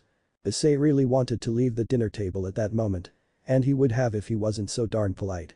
Ria smiled wider and turned to look at Zenobia and Kaneko. Zenobia Kaneko. I don't mind. Yes. That was it. He couldn't do it. Isay stiffened as a lightning aura formed around him and he transmitted away from the dinner table. Ria's and Akeno giggled in amusement, Sona smirked and crossed her arms, Subaki's blush brightened, Zenobia smiled, and Kaneko looked down at her plate. Saji widened his eyes and he lifted a finger up, looking over at Sona. Aichu, can I join you guys? No. The pawn of Sona Citri pouted and scoffed while Yudo smiled, drinking his tea in amusement. This is better than daytime television. Issei's house. Asia-chan, could you pass that to me? Sure, Ms. Haidu. Hiromi smiled as she was handed the salt container, pouring a little into the pot. Cooking dinner, Hiromi was satisfied that Asia had volunteered to help her. Since Isay was training with the devils, Hiromi had decided to clear her worries for a while. She knew Isay could take care of himself, but other worries. Knock knock. Blinking at the sound, Hiromi looked over to Asia. Asia, would you be a dear and watch the pot? Smiling cheerfully, Asia nodded and did as Isay's mother suggested to her. Walking out of the kitchen and towards the door, Hiromi opened it and her brown eyes widened. In front of her was a man with black hair and golden bangs. Behind him was a young woman with black hair and violet eyes, dressed in a black short-sleeved dress, a black skirt, thigh-highs, black high heels, and a black hat with a heart symbol on top. Hiromi narrowed her eyes. Azazel. What are you doing here? The leader of the fallen angels smiled as he bowed in respect. Daughter of Zeus. It's nice to meet you. Explain yourself, Azazel. Azazel chuckled and crossed his arms. Relax, relax. Earlier on, I had asked your son to complete a mission for me. Yes, I remember. And although he succeeded, I'm not exactly thrilled that you almost risked his life. The male fallen angel put on an embarrassed look and put his hands behind his back, whistling contently. Hiromi glared at Azazel, but then her expression changed when she looked behind him to see the black-haired girl. And who is this? Azazel looked behind himself and smiled. Why, this is one of my fallen angels who tried to kill your son. He said a little too cheerfully. Hiromi widened her eyes and she released a bit of killing intent enough to frighten the human disguised Rainer. Azazel chuckled and held his hands up in defense. Now calm down. Her trying to kill him was merely a misunderstanding. Besides, she couldn't kill him anyway. Your son is just that strong. Hiromi narrowed her eyes, glaring at Rainer, who wondered if Azazel was trying to screw her over and get her killed or was just kidding around. Knowing his personality, it was probably both. I'll ask you once more, Azazel. What are you doing here? Smiling, the fallen angel grabbed Rainer and placed a surprised disguised fallen angel in front of him. I'm here to give Isay his compensation. At the house of Gremory. It has been 2 weeks since Ria's peerage had started their training with Isay. They only had 1 more week and then they would battle against Riser and his peerage. Ria's was actually a little more confident that her peerage would succeed. And she had to admit it to herself, Isay had helped her greatly. Blinking tiredly from his bed, Isay rubbed his eyes and went into the kitchen. Quietly opening the refrigerator, Isay grabbed a carton of orange juice, poured a cup, and drank a sip. Savoring the taste, Isay rubbed his mouth. You're still awake, Ice-kun. Pausing in his drinking, Isay turned around to see Ria's in the living room. Blinking several times, Isay walked over to the crimson-haired devil. Gremory-senpai, I didn't know you wore glasses. Ria smiled as she fixed her hair. She was dressed in a red negligee while wearing glasses. Occasionally. For some reason, I think more clearly while having my glasses on. Guess living in the human world has rubbed off on me. Tilting his head, Isay looked around the room of the Gremory house. Isay. Looking down at Ria's at the call of his name, Isay blinked when the crimson-haired devil smiled at him. Thank you so much for what you have done. I really appreciate it. Rubbing the back of his head, Isay looked away. It was no problem, Gremory-senpai. Can I tell you something though? Widening her eyes, Ria's nodded as she listened to what Isay had to say. This Riser guy is a phoenix. That means he has instantaneous regeneration. Even if his peerage is defeated, it's going to take a lot of effort to beat him. Ria's lowered her head and sighed. She knew Isay understood. After all, he, more or less, had the same amount of knowledge she did about rating games. Riser was known for winning 8 matches in the rating games and had only lost 2 matches on purpose out of respect. But there might be a way to beat him, Gremory-senpai. The crimson-haired devil looked up at her cowhide, who held a rare serious look in his eyes. Actually, there might be 2 ways to beat him. You need to have a lot of power first and then you need to have enough stamina to last the battle. A phoenix has instant regeneration, but that doesn't mean their mind does. Blinking several times in amazement, Ria settled herself and crossed her legs. So you're saying we must break his will? Regaining his usual shy demeanor in a flash, Isay rubbed the back of his head. Well, it sounds kind of rough when you put it that way, Gremory-senpai. But yeah. Ria's hummed as she put her hand under her chin and thought. Next morning. Hamanubi, let us see. How, what do you mean, Saji-san? The devils of the occult research club and the student council all stood outside as they watched a member of the latter pleading with Isay. Saji smiled as he pointed to Isay. Come on man, show us your sacred gear. Isay blinked several times in confusion. But why? Because I heard you have a dragon sealed within yours too. We're practically twins, newbie. Issei rose an eyebrow and blinked again. Twins. Although I detest myself for saying this, Albion and I look like twins compared to you and this devil. It's alright, Haidu-san. You may show him. Sona said. Issei looked at the Citri devil and then back at Saji, who nodded in excitement. Getting a little nervous from all the stares he was receiving, Issei complied. The crimson aura enveloped the young man as his sacred gear started to manifest itself onto his left arm. Saji widened his eyes and crossed his arms before pausing in confusion. Wait, why it's black? Issei looked down to see the black armored golden jeweled version of the boosted gear. Concentrating his energy, Issei closed his eyes and the black color faded, allowing the boosted gear to regain its crimson shade. That was weird.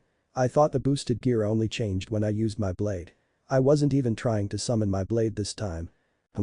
Interesting. Later that night. Resting comfortably on the branches of a tree, Issei sighed as he watched the bright stars. Something wrong, partner? I guess I'm just thinking about the raiding game. We've been training with the Occult Research Club for 3 weeks. I just hope all of the training was worth it. It was worth it, partner. I'm not usually one for giving out praise, but you have actually done well in training these devils. Smiling a little at the praise, Issei looked up at the sky, getting a little tired from looking at the stars. The day before the decisive battle. Isay, you're home. Issei widened his eyes as he was glumped by an excited Asia. Honey. He was then hugged by his mother. Issei sighed as he was embraced the two. 3 weeks training at the mountains and he was finally back home. After leaving the mountains, the devils had gone back to their homes and Issei had teleported back to his home. Going upstairs to his room, Issei put his bags down and turned around only to jump back in surprise. A black-haired woman with crow-like wings dressed in an S&M outfit stared back moodily at the young man in front of her. Isay blinked several times in confusion and he lifted a finger up. What are you doing here? It was the very same fallen angel that had tried to kill him unsuccessfully. What was she doing in his house? The last time Isay had seen her was when Azazel himself appeared and took her away. So what was she doing in his room? Rainer narrowed her violet eyes and crossed her arms. Azazel-sama brought me over here. Why am I not surprised? Why? Because I'm serving as payment from Azazel-sama. For when you helped defeat Kakabiel. For payment? I don't understand. Rainer scoffed and held herself tightly. Isay didn't know if he was mistaken, but he could have sworn there was a faint blush on Rainer's face. Why is she blushing? Looks like you're going to have to sleep on the couch again, partner. The day of the decisive battle. Isay sighed as he walked over to Kuo Academy. Today was the day of the battle between Riaz and Riser. The young man hoped all of that training was worth it. As he reached near the school, he heard a familiar voice call out to him. Welsh Dragon. Widening his brown eyes, Isay turned around to see Vali Lucifer with his hands in his pockets. Vali. The two rivals stood across from each other. Did you get the little surprise at home? Yeah. I wish Azazel would have told me first. So what are you doing here? 30 minutes later in the student council room. Knock knock. Taking her attention away from the screen showing the rating game, Sona looked towards the door. Come in. The door to the student council opened, revealing Isay. Sona and Subaki widened their eyes. Haidu-san. Haidu-kun. Isay rubbed the back of his head and walked towards the two devils. Hey. How's the rating game going? I didn't miss a lot, did I? Sona smiled and looked over to the screen. Not really. I'm impressed with Ria's peerage. Her rook had managed to incapacitate Riser's rook, allowing Akeno to finish her and the 3 pawns. However. Isay looked over to the Citri devil. Kaneko was defeated by Ubaluna later on as well as Akeno. Although Kaneko had actually seemed to be giving Riser's queen a little bit of trouble. Her strength has definitely increased. If Ubaluna hadn't used her phoenix tears, Kaneko and Akeno would have been able to defeat her. Isay widened his eyes and he looked back to the screen. Phoenix tears. So the only ones left are Udo-san, Zenobia-san, and Gremory-senpai. Subaki nodded and crossed her arms. Yes. And the only ones left on Riser's side is the bishop, the queen, and Riser himself. Isay gained a serious look in his eyes as he watched the screen. I hope Udo-san remembers what I gave him. On the battlefield. Riaz vs Riser. Riaz, resign. You will make your Otu-sama and Surzicha-sama who are watching from another place look bad. You have no more choices. Your last remaining pieces are sore and weakened, so they are of no use to you anymore. Everyone already has foreseen the outcome. It's checkmate, Riaz. Riaz narrowed her blue-green eyes darkly as she stood with Udo and Zenobia. Akeno and Kaneko had already been eliminated, but she was proud of her queen and rook. The training with Isay had improved them definitely. She looked behind her to see a fatigued Udo and Zenobia. The knight swallowed a lump in his throat and then he smiled. But I think Isay really came through for us. Ria's widened her eyes. What does he mean?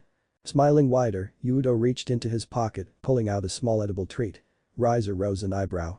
A snack that has the shape of an eagle. Are you outside of your mind? It's not time to eat, it's time for you to lose. Grabbing another eagle-shaped treat out of his pocket, Yudo smiled and tossed it to Zenobia, who caught it and looked at it cautiously. Rias turned around in caution. Yudo, what is that you're about to eat? Looking over at his master, Yudo held up the treat. Something that Isay gave to me. Flashback at the mountains. It was the day of the battle between Rias and Riser. As the devils got ready to transport into their magic circle, a voice suddenly called out to them. Hey, Yudo-san. Yudo Kiba widened his eyes and turned around to see Isay. Blinking, the pretty boy of Kuo Academy walked over to the young man. Is there something you wanted, Isay? Isay nodded and he reached into his bag. Seconds later, he pulled out 2 eagle-shaped snacks. Yudo rose an eyebrow as Isay held them out for him. What's this? Letting another smile form on his face, Isay stood up and put his hands behind his head. After watching a lot of the raiding games featuring the Phoenix clan, I've noticed that they use Phoenix tears to regenerate their abilities a lot. Besides their own skills and Riser's regeneration, the Phoenix tears seems to help them a lot. Yudo widened his eyes and looked down at the treats. What is the purpose of this? Yudo jumped back a little as a pool of lightning bolts surrounded Isay. The brown-haired young man smiled and took a step back. Use it carefully, okay? End of flashback. Smiling widely, Yudo engulfed the treat and instantly his energy returned. He felt better than before. Rias widened her eyes as she sensed Yudo's returning vitality. Zenobia blinked in confusion before she hesitatingly consumed the treat herself. And in an instant, she too felt her energy returning. Riser rose an eyebrow and crossed his arms. What's going on there? Energy, it's regenerating. In the student council. Sona and Subaki widened their eyes and looked over at Isay, who smiled at the screen. The Citri devil rose an eyebrow and crossed her arms. Haidu-san. What did you do? Subaki looked back at the screen in confusion. What did Yudo Kiba mean when he mentioned Haidu-kun? What was the purpose of that treat? On the battlefield. Zenobia smiled as she held her sword tightly. She could feel her strength returning to its fullest. Yudo smiled as well, holding his sword tightly. Riser narrowed his eyes at Rias. So what? Just because your knights have regained their strength, it doesn't change the fact that you have no chance of winning this fight. To prove his point, Riser emitted a pair of pyrokinetic wings out of his back. Narrowing his eyes and gritting his teeth, Riser charged towards the 3 devils. Rias widened her eyes and summoned a pool of demonic energy to the Phoenix devil's face. Riser's eyes twitched as his face regenerated instantly and he flew faster until he came face to face with a holy sword coming towards his way. Riser widened his eyes as he was pierced by the holy sword known as Durandal. Zenobia frowned darkly at the Phoenix Devil, releasing her newly rejuvenated destructive power, along with the power of Durandal. Riser gritted his teeth as he tried to eject himself off of the sword. Next to Zenobia, Yudo smiled as he closed his eyes. Suddenly many swords appeared from above the battlefield, embedding themselves into the ground. Riser screamed in pain as the holy swords pierced through him. In the student council. They're doing great. I think Gremory Senpai and her group are going to win this one. Sona looked at the screen in awe. They're actually succeeding. Closing his eyes, Isay smiled softly. Yudo-san and Zenobia-san both have holy swords. My grandpa told me that holy swords are powerful against devils. Combining Yudo-san's blade blacksmith and Zenobia-san's Durandal was a good idea. Subaki blinked in shock as she looked over at Isay. Haidu-kun. Back at the battlefield. Riser struggled to regenerate himself as he felt more holy swords piercing him. He tried to avoid the swipes from Zenobia's Durandal. Far away from him, Yubaluna's eyes widened in shock and a girl with blonde hair and dark blue eyes stood in disbelief. Ani-sama is losing. Riser coughed out a spurt of blood as he collapsed onto the floor. This is impossible. How could I be beaten? How? He held his stomach and he looked up angrily at Yudo and Zenobia, who held their swords firmly. Coughing out more blood, Riser slammed his head onto the ground and his body converted into orbs, disappearing completely. Riser Phoenix-sama has lost the rating game. Rias Gremory-sama wins. In the occult research club room. Rias, Akeno, Kiba, Kaneko, Zenobia, a silver-haired maid, and a red-haired male that looked very similar to Rias, mingled in the room. Rias smiled cheerfully. It was hard. But we won. The members of the occult research club smiled. Yudo smiled wider and looked down on the ground. Yes, we succeeded. All of that training, it really paid off. Thanks to Isay. Isay, is this the one you told me about, my cute little sister? The red-haired man asked Rias. Rias blushed and pouted. Ani Samaya. Surzich's Lucifer, the Crimson Satan, smiled as he crossed his arms. So when do I meet this Issei Haidu? Knock knock. Riaz looked over at the door. Come in. The door opened, revealing Issei Haidu himself, rubbing the back of his head. He looked at the occult research club and smiled shyly. Good job, Yuku. Ice-kun. He was cut off when he was enveloped into a hug from Riaz and Akeno. Struggling to catch his breath, Issei widened his eyes when he saw two new people occupying the occult research club. There was a man who looked like an exact male version of Riaz and a silver-haired maid. Who are these two? That red-haired guy, his power is amazing. It is too expected of a Mayu, partner. Issei Haidu. It's nice to meet you. Issei tilted his head at Surzich's, who put his hand out to Issei. Nodding in politeness, Issei shook the man's hand. You look just like Gremory-senpai. Are you her brother? Yes, indeed I am. And you are a demigod, are you not? Issei rubbed the back of his head and nodded shyly. Surzich's chuckled and put his hands behind his back. The brother of Riaz stepped away to introduce himself and the maid next to him. My name is Surzich's. Surzich's Lucifer. And this is my wife, Graphia Lucifuge. Clang. Surzich's twitched as he was suddenly hit by a Harrison from the maid now known as Graphia. The maid adopted a light scowl on her face as she glared at Surzich's. Regaining her stoic look, Graphia bowed politely. It's a pleasure to meet you, Issei Haidu. Issei widened his eyes at the maid's attack on her supposed husband, but he kept quiet. He had the strange feeling that Ria's family was just a little unique. Issei's room. So the daughter of the Gremory clan won the rating game. All thanks to you, Issei-sama. Issei rose an eyebrow at the added suffix to his name, and he looked curiously at Rainer, who was in the form of her innocent schoolgirl persona. Sama, I'm not your master. I'm no one's master, Rainer-san. Rainer looked away and she crossed her arms, huffing. Blinking several times in confusion, Issei laid upon his bed, thinking seriously about what had occurred between him and Vali. Flashback. Walking across from each other, the Welsh dragon and the Vanishing Dragon were silent. Smirking with his arms crossed, Vali looked over to Issei. The meeting between the three factions is near, Welsh dragon. It will certainly be interesting. Issei frowned softly and looked over to his rival, who looked ahead of himself. Our battle is also approaching. The Welsh dragon stopped in his pace and looked at his rival. Our battle, you want to start our fight so soon, Vali? Vali shrugged and smiled. As a fellow dragon, I'm merely warning you on what's about to begin, Issei Haidu. Get ready, I won't be so soft because we share a legacy together. The Welsh dragon and the Vanishing Dragon have fought countless times for many years. It's been a constant state of friction between the two heavenly dragons, and it seems that destiny has chosen us to carry their legacy. Issei frowned and looked down at the ground. End of flashback. Issei sighed as he rubbed the back of his head. He just couldn't catch a break, could he? The battle between the Welsh dragon and the Vanishing Dragon was indeed close. Blinking for a moment, Isay then smiled and sat up on his bed. Our rivalry may be our legacy, but I'm sure Vali and I learned a few tricks since the past possessors of the sacred gears. When we fight, I'm sure one of us is going to be surprised on what we do in our battle. It's definitely going to be a great battle between us. Isay widened his eyes when he felt Rainer, in her fallen angel form, cuddling next to him. Our Rainer-san. Isay-sama is so warm. Greg. You don't even need to say it, partner. I'm just as lost as you are right now. In the student council room. So Subaki-senpai, what is a date anyway? Subaki nearly tripped herself and almost dropped the papers she was assigned by Sona. She didn't expect this to happen. Of all the questions Isay's naive mind could come up with, it just had to be that one. Perfect. Frankly, Subaki assumed that Isay had forgotten about her suggestion for them to go out on a date together after that incident of Isay, assuming that a date was some type of food. Well, technically Isay wasn't exactly wrong in his question. A date was a type of food, but that's beside the point.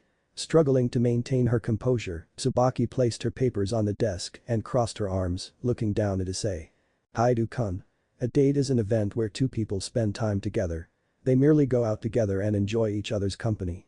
Isay, sitting on the couch in the student council room, rubbed the back of his head. Oh, is that all? He tilted his head and looked up at the ceiling. So that's what a date is. But why did Subaki-senpai ask me out on a date earlier on? Partner, what the hell, I might as well explain it to you. For some strange reason, the Shinra devil seems to harbor affection for you. She does, but why? She kissed you, baka. Isay winced at the Welsh dragon's outrage and rubbed his head. Shaking his head to clear his thoughts, Isay looked up at Subaki and adopted a thoughtful look on his face. Subaki. Subaki and Isay looked up to see Sona standing by the door. Haichu. Citri-senpai. The Citri devil crossed her arms, maintaining her strict expression. The time for the meeting between the three factions is about to begin. We should get going soon. Yes, Kaichu. Subaki looked down towards Isay and bent down to kiss his cheek. We will talk later, Haidu-kun. Outside of Kuo Academy. Volley. The Welsh dragon and Vanishing Dragon stood across from each other. Volley looked at Isay's school and crossed his arms. The conference between the three factions is today, Welsh dragon. Are you ready? Isay frowned as his and Volley's auras started to manifest and envelop them. Something tells me that the conference isn't going to be the only thing that happens today. Humph. Albion. Greg. Let's go, Welsh dragon. Don't want to keep them waiting. The new school building of Kuo Academy. Isay and Volley opened the door and the Welsh dragon widened his eyes at the appearance of the items in the room. The tables in the room were absolutely gorgeous and the air surrounding the people in the room. Isay looked to see Urias, Okeno and the rest of the peerage, Sona, Subaki, Surziches, Azazel, and two new figures. The first figure was a male angel with blonde hair and green eyes. He had 12 golden wings jutting out from his back. The other figure was a girl who somewhat resembled Sona as they both had black hair and violet eyes. The girl had a childlike body, albeit with large S. As he listened to the devils, fallen angels and angels conversing, he learned the girl's name was Seraphol. Isay noticed the tension in the room and he stood off to the side, crossing his arms. Volley walked over to another area next to Azazel, crossing his arms as he waited for the meeting to begin. Isay narrowed his eyes as he contacted Drake. The meeting between the devils, fallen angels, and angels. I'm not really sure if I'm supposed to be involved in this event. I'm neither of these races, so I have no idea why Azazel told Volley to bring me here. You're right. However, the host of Albion seemed eager for something. Perhaps the reason for you coming here was because something else is going to commence. It seems that the legacy between Albion and I is going to start soon. Isay inwardly sighed as the meeting had finally begun. Both he and Volley knew what was going to happen. The meeting between the three factions was merely used as a basis in order to sign a treaty. Isay didn't particularly have any thoughts about the whole situation and he already knew Volley didn't care about it either. So Isay kept quiet throughout the meeting, listening clearly to what was discussed. 30 minutes later. Isay widened his eyes as he suddenly felt numerous amounts of energy surges. Detecting them from outside, Isay walked over to the window and he narrowed his eyes. Magicians dressed in black robes fired magic bullets towards the school building. They're not doing any damage at all. But they're still going at it. Azazel clicked his teeth as he walked over to Isay to explain. Those guys are so-called magicians. It's a kind of magic that was originally interpreted from the magic system of devils by the legendary magician Merlin Ambrosius and reconstructed as sorcerer. From the power of the magic they're emitting, I'd guess that they each have the magic power of a mid-class devil. Isay narrowed his eyes and looked back out the window. Azazel smiled and turned to look at Volley. Hey Volley. What is it? You and Isay go catch the enemy's attention outside. If both the Vanishing Dragon and the Welsh Dragon come out at the front, it'll disrupt their strategy a little. Also, something may move about. Volley smirked and looked over to Isay, who frowned in response. So he and Volley were working together once again. Balance breaker. Vanishing Dragon balance breaker. Smirking wider, Volley concentrated his energy and a snow-white aura manifested around his body before morphing into a body armor that emitted a pure white radiance. Smiling within his armor, Volley turned to look at Isay. Are you coming, Welsh Dragon? Isay closed his eyes, concentrating his energy as well. Welsh Dragon over booster. The familiar red armor enveloped Isay entirely, indicating that he was now in his full-powered balance breaker form, the scale mail. The rivals looked at each other and then they turned towards the window. Volley walked over to the window and opened it up, rushing out of the sky. Following him, Isay rushed out of the window, charging a red sphere of energy and firing it towards the crowd of magicians. Volley smirked at his rival's power and emitted his power, causing shock waves to emerge and trample the magicians. Isay looked up at his rival as he punched another magician. He's strong. He widened his eyes when he saw magic circles appearing afterwards, the elimination of many magicians, and more of them appeared. This is going to take a while. 30 minutes later. Isay sighed as he defeated the large number of magicians. Man, that was a lot. They weren't hard to beat, but still. Partner, look around you. Do you notice something odd? Isay widened and looked around his surroundings. Volley was missing. Where on earth did the Vanishing Dragon go? To the Welsh Dragon narrowed his eyes as he tried to detect the Vanishing Dragon's energy. Narrowing his eyes further, Isay charged his energy and flew towards the energy source. In front of Kuo Academy. The devils and Azazel stood in front of the Kuo Academy, their eyes widening in sheer astonishment at the appearance of the Vanishing Dragon. I must admit I expected this. But I never would have thought you would betray me so soon, Volley. Clad in his shining white armor, Volley crossed his arms and sneered down at Azazel. You're right, Azazel. Humph, for one of my followers to do something like this. Volley lifted his mask off his helmet, revealing his face. I've always wanted to test my power, Azazel. You of all people should know that about me. Azazel narrowed his eyes. I encouraged you to become strong, Volley. Not to cause trouble that will bring about despair on the world. That means nothing. I just want to fight eternally. I see. Like I said, I knew that you would leave my side. Ever since we met, you always showed that you wanted to fight strong opponents. You know me so well, don't you, Azazel? Volley. Volley, Azazel, and the rest of the devils turned to see the Welsh dragon speeding towards the former. Rhea's widened her eyes. Ice Kun. Stopping in front of his rival, Isay narrowed his eyes, noticing the growing tension between his rival and Azazel. What's going on, Volley? Staring at his rival for a moment, Volley let out an amused chuckle. Welsh dragon Isay Haidu, as a fellow dragon, let me tell you who I am. My name is Volley Lucifer, I'm a descendant of the Mau Lucifer who had perished long ago. However, I'm also a half-breed of mixed blood born from a father who was a devil and a human mother. That's how I obtained the Vanishing Dragon's sacred gear because I'm half-human. Isay stood still as he listened to his rival's backstory. Volley smiled and pointed to Isay. We sure do have a lot in common, don't we, Welsh dragon? We're both hosts of the heavenly dragons, our armors are similar in appearance, and lastly we're both half-human. But the only difference is that you're a demigod. Grandson of Zeus. The members of the Occult Research Club and the 3 members of the Student Council widened their eyes in absolute shock as they stared dumbfounded at Isay. What thought Rhea's? Ice Kunakeno mentally exclaimed. Haidu Kun, Subaki thought in shock. Azazel sighed as he looked over at the Welsh dragon. Rhea's trembled as she looked over at Isay and then Volley. Isay, a descendant of Zeus himself, and then the Vanishing Dragon, a descendant of the original Lucifer. The Welsh dragon and the Vanishing Dragon flared their auras in unison. Volley, do you really want to fight me that badly? Humph, what kind of stupid question is that? Isay sighed and looked over at his school, thinking seriously. Narrowing his eyes, he looked back over at Volley and pointed to the school. We won't fight here. I won't allow anyone to get hurt. It's like you said, the legacy you and I share is between you and me only. Volley smirked and crossed his arms. Fine by me. Lead the way. Breathing out a sigh, Isay deactivated his scale mail, reverting to his normal form. If we're going to fight, we might as well conserve our energy. So transform back into your normal form, Volley. Humph. I don't take orders from you, Welsh dragon. But this fight could be worthwhile, so I'll concede for now. Reverting to his original form, Volley sneered and put his hands in his pockets. Looking at his rival for a moment, Isay looked down at Subaki and he sent her a smile. Subaki-senpai, after all of this mess is over, let's go out on our date together, okay? Subaki remained in her stance as her eyes widened and her body stiffened. Her mouth opened wide and her stoic expression disappeared completely. The Shinra devil was completely shocked. She didn't anticipate this at all. Ibaka Haidu-kun, how could he say something so boldly at a time like this? I say.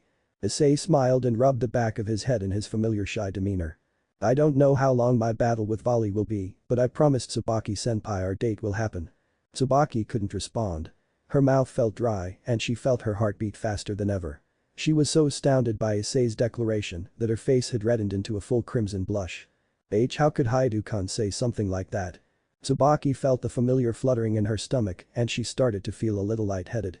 Of all the actions she had ever seen Isay Haidu do, Subaki would have never expected him to do this. Haidu-kun. His face turning back into a serious frown, Isay looked over to Volley, nodding to him. Alright. I'm ready. The lightning aura formed around Isay and he looked to his rival. Grab my shoulder. Volley rose an eyebrow at the request, but he complied. In an instant, the Welsh dragon and Vanishing Dragon transmitted away from Kuo Academy. The devils and Azazel all stood in silence. Subaki tried to settle herself, completely amazed on what Isay had just done. Subaki Fukakechu, are you blushing? Quite, Saji. Training ground at Mount Olympus.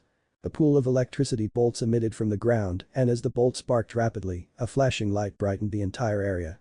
The light faded and the Welsh dragon and Vanishing Dragon appeared, the rivals standing across from each other. Isay stood silently, very cautious on how to deal with Volley. He and Volley, despite the similarities that the latter had pointed out before they teleported to Mount Olympus, had rival sacred gears. The boosted gear had the ability to double the user's power every 10 seconds, while the divine dividing gear had the ability to divide the power of its opponents by half after coming into contact with them every 10 seconds. The halved powers are then added to the user's own powers. Any particular reason you picked this arena, Welsh Dragon? Isay looked around the familiar area in response to Volley's question. 12 years ago, when his mother had taken him to Mount Olympus for the first time, this arena was where he had gone through the most intense training sessions ever. However, the reason he had brought himself and Volley to this arena was because he was sure that there would be no people around them. Because I'm the only one who ever used this area as my training place. None of my relatives ever used it. So there's no chance of anyone coming here. Volley smirked and crossed his arms. So sentimental. Isay frowned in response, but he kept quiet. As far as he knew, Volley was no doubt going to be his toughest opponent yet. After all, both of them were the hosts of the two heavenly dragons. But he didn't want to use his sacred gear yet. That could be saved for last, especially since he knew what Volley's sacred gear did. Hey Volley. What do you say we do a warm-up first? Volley rose an eyebrow in response. Warm up. The Welsh dragon nodded in response. If we use our sacred gears instantaneously, it's not really going to be much of a good fight, right?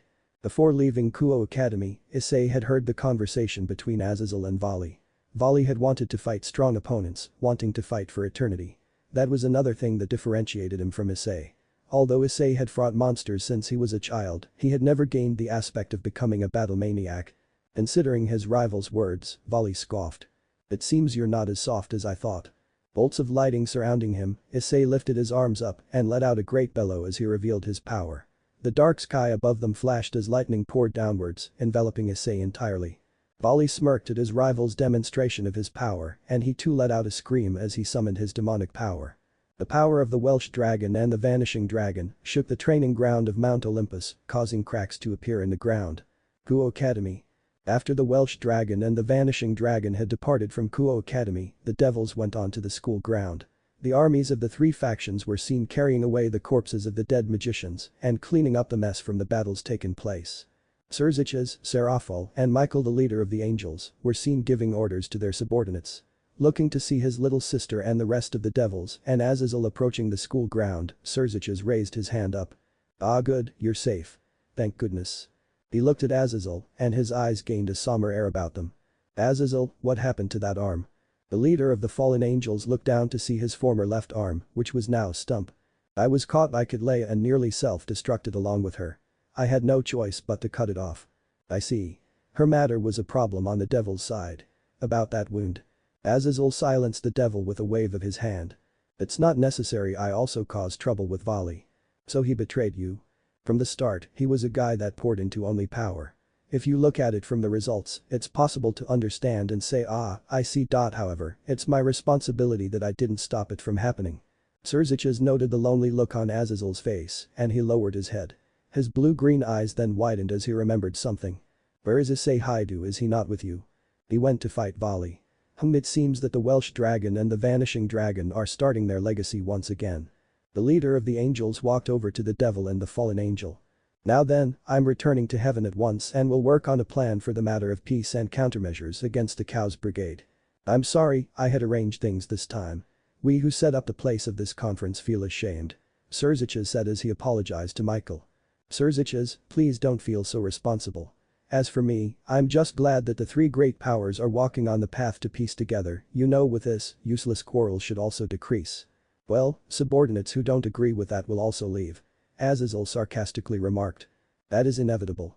Because we've hated each other for a long time. However, it should change even a little from now on. The problem is the Chaos Brigade that we can't assume is good. Then let's cooperate and discuss from now on regarding that matter. Said Xerxes. Then, I'll return to heaven at once. I'll come back immediately, so we'll conclude the formal peace agreement at that time. Michael stated.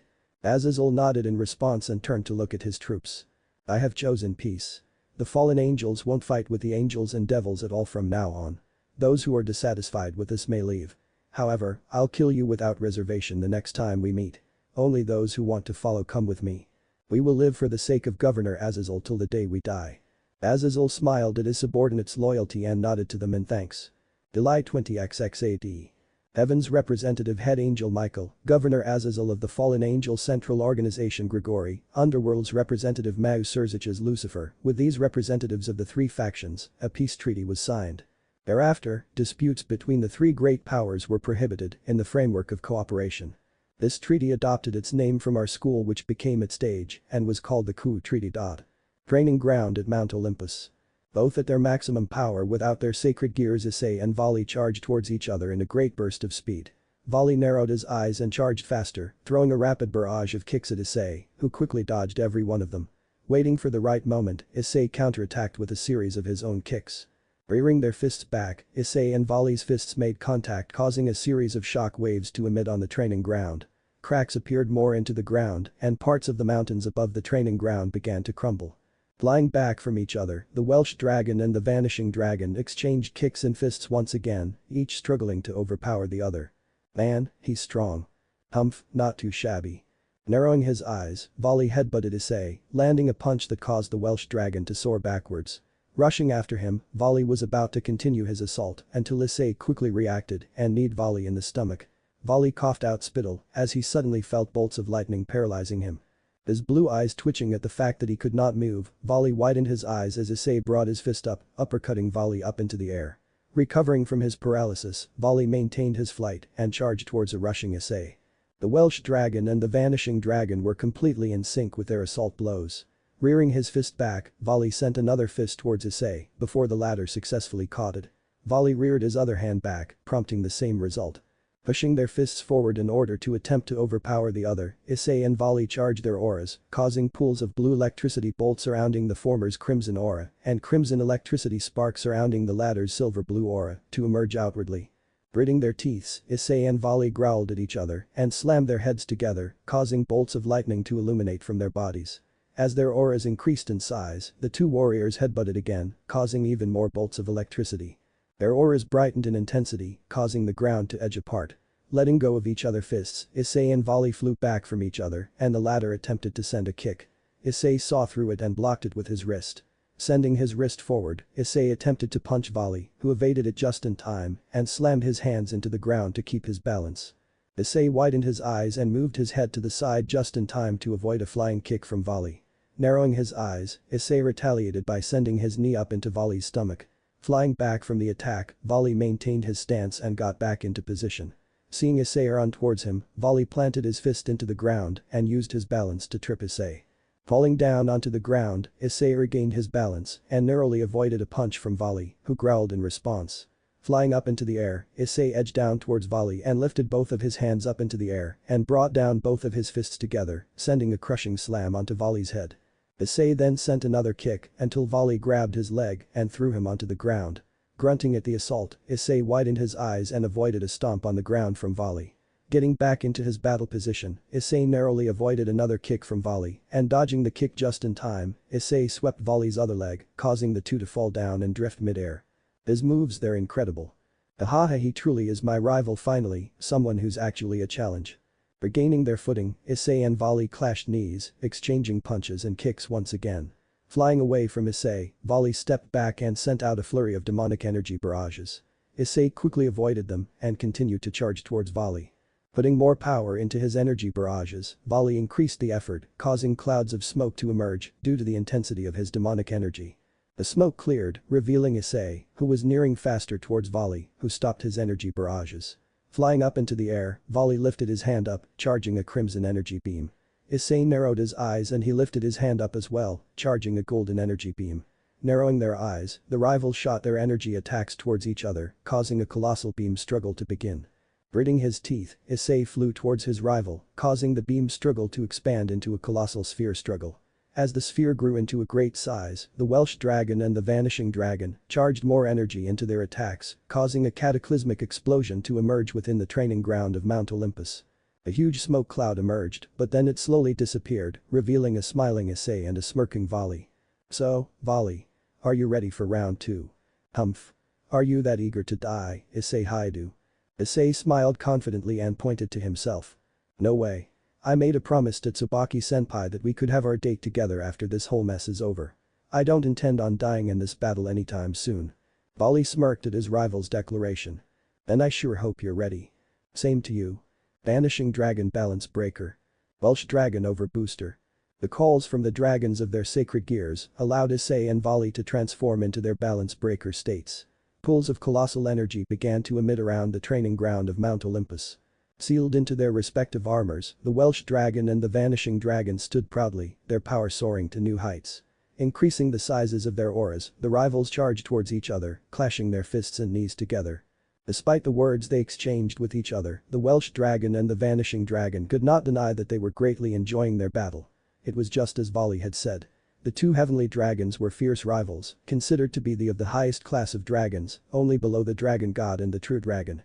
Although the bodies of Drake and Albion were destroyed, their rivalry lived on through the sacred gears, known as the boosted gear and the divine dividing gear. Yes, it would seem that Isay Haidu and Vali Lucifer were not exempt from inheriting the long legacy between the two heavenly dragons. Rearing his fist back, Isay attempted to punch Vali, who blocked with his own fist. Gritting his teeth, Isay then headbutted Vali, causing both of their helmets to shatter apart. Flying away in order to escape from Isay's hold on him, Vali charged a pool of his demonic aura and flew towards Isay, who charged his own aura as well, flying towards Vali. The hosts of the two heavenly dragons flew towards each other, causing parts of their armors to shatter.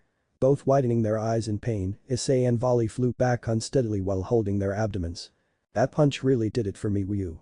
Ah humph, very impressive. Just what I would have expected from my rival. The two were so engrossed into their thoughts that they failed to notice two jewels falling down above them. An emerald-colored jewel was falling towards Vali, while a blue-colored jewel was falling towards Isay.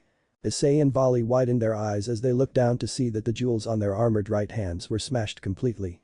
Widening their eyes further, Isay and Vali were too late to evade, as the emerald-colored jewel of the Welsh Dragon embedded itself into the armor of the divine dividing gear. And the blue-colored jewel of the Vanishing Dragon embedded itself within the right hand of Isay's boosted gear. Both rivals suddenly let out a gasp of pain as they felt something throbbing inside their hearts. Isay gripped his stomach, trying to figure out where the pain was coming from. A silver aura sprang forth, wrapping around Isay's right arm. DAHHW, what's happening? Wah. Isay looked over in shock to Vali clutching his abdomen in pain. Isay widened his eyes when he saw the wings of the divine dividing gear starting to glow a familiar crimson aura. What's happening? Woo. Wog. Aren't it so? Drake's feeling it too, even Albion. Vali, remove that jewel out of your armor quickly. Vali complied and attempted to remove the jewel of the Welsh Dragon, but upon touching it, his hands suddenly burned from the intense heat. Ah. DRRRRRHDDRAIG, what did your idiotic host do? Quiet, Albion. Isay, Vali, and the two heavenly dragons shouted out in great pain as a colossal explosion emitted from their explosive auras. And then the light faded. The smoke and light cleared, revealing Isay in his scale mail armor. Breathing heavily from the leftover pain, Isay struggled to get up and almost tripped himself. What happened? Vanishing Dragon power is taken. Widening his eyes at the call, Isay looked down to his right hand to see a silver-white version of his boosted gear. His eyes widening further, Isay noticed that there was a blue jewel inside the white gear. Power is taken. Ugh. Isay looked up to see his rival struggling to pick himself up. Clad in his armor, Vali narrowed his eyes. We're not done here, Welsh Dragon. Isay narrowed his eyes, but then he looked closely and his brown eyes widened. What's this? Welsh Dragon power is taken. Vali widened his eyes in surprise at the call, and he looked up to see the right light wing of his divine dividing gear was now emitting a crimson aura around it. The blue aura of the divine dividing gear was now crimson red. Widening his eyes in shock and slow anger, Vali gritted his teeth and set his sights over to Isay, who looked on in amazement. Isay looked down at the silver shining gear on his right hand. Dividing gear. He then looked up at the crimson right wing of Vali's divine dividing. Divine booster. Isay widened his eyes. Our powers, they switched. No wait, our powers exchanged, this isn't good. Vali narrowed his eyes, unable to keep calm about what just happened. Isay now wielded his power, and now he wielded Isay's power as well. He didn't want to obtain power, especially not like this. He fought with his own power, no one else's. Above the skies of Mount Olympus, a silhouette swooped down towards Isay and Vali. It was a young man dressed in Chinese armor, holding a black-brown staff. Yo, Vali. Gritting his teeth at Isay, who appeared to be surprised at the unexpected arrival of this person, Vali wiped the blood off of his mouth and turned to the young man. Bhikkhu. What are you doing here? Can't you see I'm in the middle of something? Bhikkhu waved his hands in defense at his friend's current attitude. Hey, calm yourself, Vali. I made a long journey to come get you. You should be at least grateful. The other guys were making a fuss at headquarters. You know, we're joining together to fight the northern country gods. You were supposed to flee and return right away if the mission failed, right? Kitleya failed to assassinate Michael, Azazel, and Lucifer, right? In that case. Your observation role is also over. So cheer up and come back with me. Glaring at his friend for a moment, Volley sent his narrowed eyes towards Issei, who set his eyes into a serious glare in response. This is not over, Welsh dragon. Not by a long shot. Issei narrowed his eyes. Whoever said it was, Volley. A black pool of darkness spread over the ground and seized Volley and Bhikkhu. Bhikkhu turned towards Issei and smiled. It's nice to meet you, Welsh dragon. Bhikkhu said as he casually greeted Issei. Issei nodded quietly in response. As he watched his rival and Bhikkhu disappear from the training ground of Mount Olympus, Issei narrowed his eyes as he noticed Volley glowering darkly at him. Feeling the breeze of the training ground of Mount Olympus, Issei's eyes started to grow heavy before he collapsed onto the ground in complete exhaustion. Hospital of the Sitri clan in the underworld. Beep beep beep. Brown eyes strained themselves and they opened wide to see an all-wide area. Squinting his eyes at the bright light, Issei attempted to get up before realizing he was in a hospital bed. His eyes widening, Issei looked to see that he had wires on his arms. He was in a hospital. As he sensed the numerous amount of devils, he deduced that he was now in the underworld. But how the last place he had been to before falling unconscious was at the training ground of Mount Olympus. Blinking several times in confusion, Issei laid back onto the hospital bed, choosing to rest and then find out what was going on. The doors of his hospital room opened and a figure walked in. Had Isay had his eyes opened, he would have recognized the person immediately. It was a young woman with long knee-length black hair and light brown eyes covered by blue semi-rimmed glasses with square lenses. Isay, sensing a familiar presence, opened his eyes to see a long-haired girl wearing blue glasses with square lenses, with her arms crossed. She was dressed in a nurse's outfit with a white hat which had a pink heart symbol on it.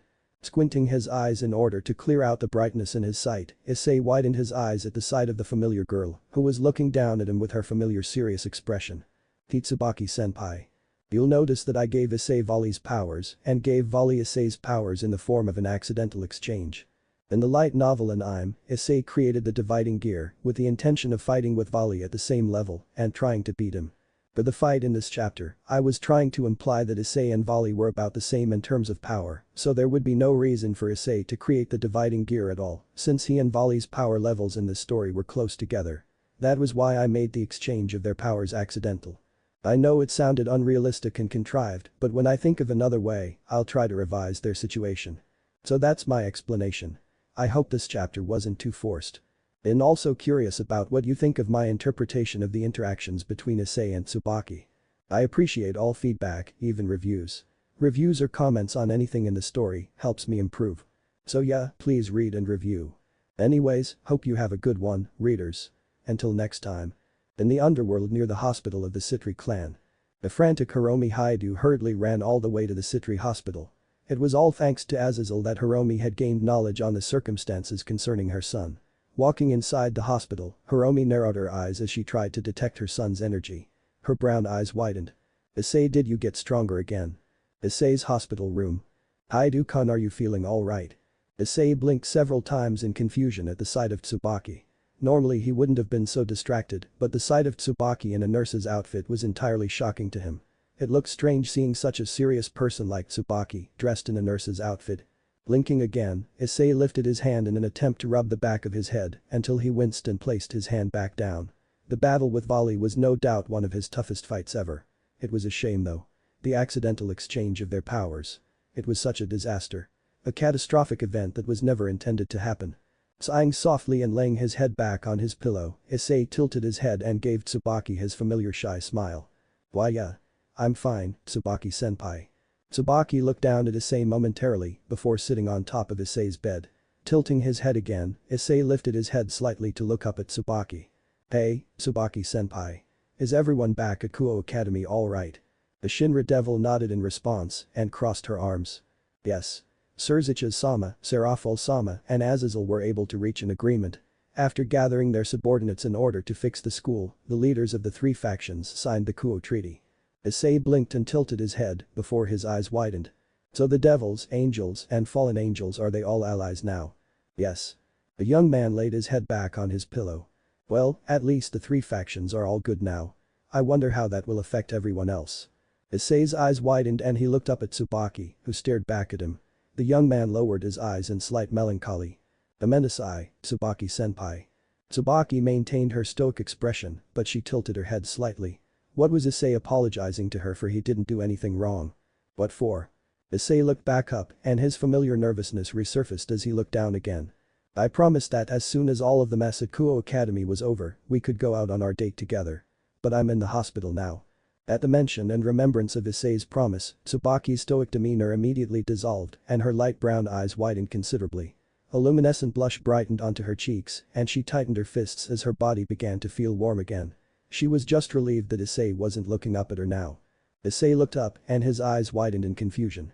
He tilted his head as he lifted his finger up, pointing to Subaki. "Hey, Subaki-senpai. Are you okay? Your face is all red. Do you have a cold or something?"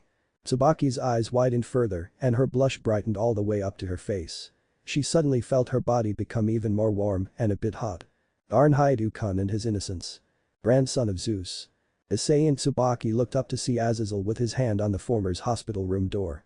Isay blinked in confusion at the unexpected appearance of the fallen angel. "Azazel?" The fallen angel chuckled in response. "Humph. Glad to see you're awake, Isay."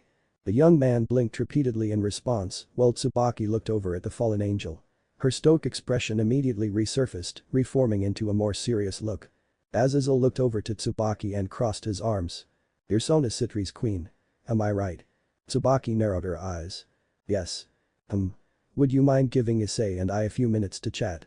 Subaki widened her eyes slightly at the request and she looked over to Isay, who looked back at her. She was hesitant in leaving Isay all by himself with Azazel. Not because she thought that the fallen angel was a threat to Isay, but because according to Riaz, Azazel was a dot she didn't want to risk Isay's innocence.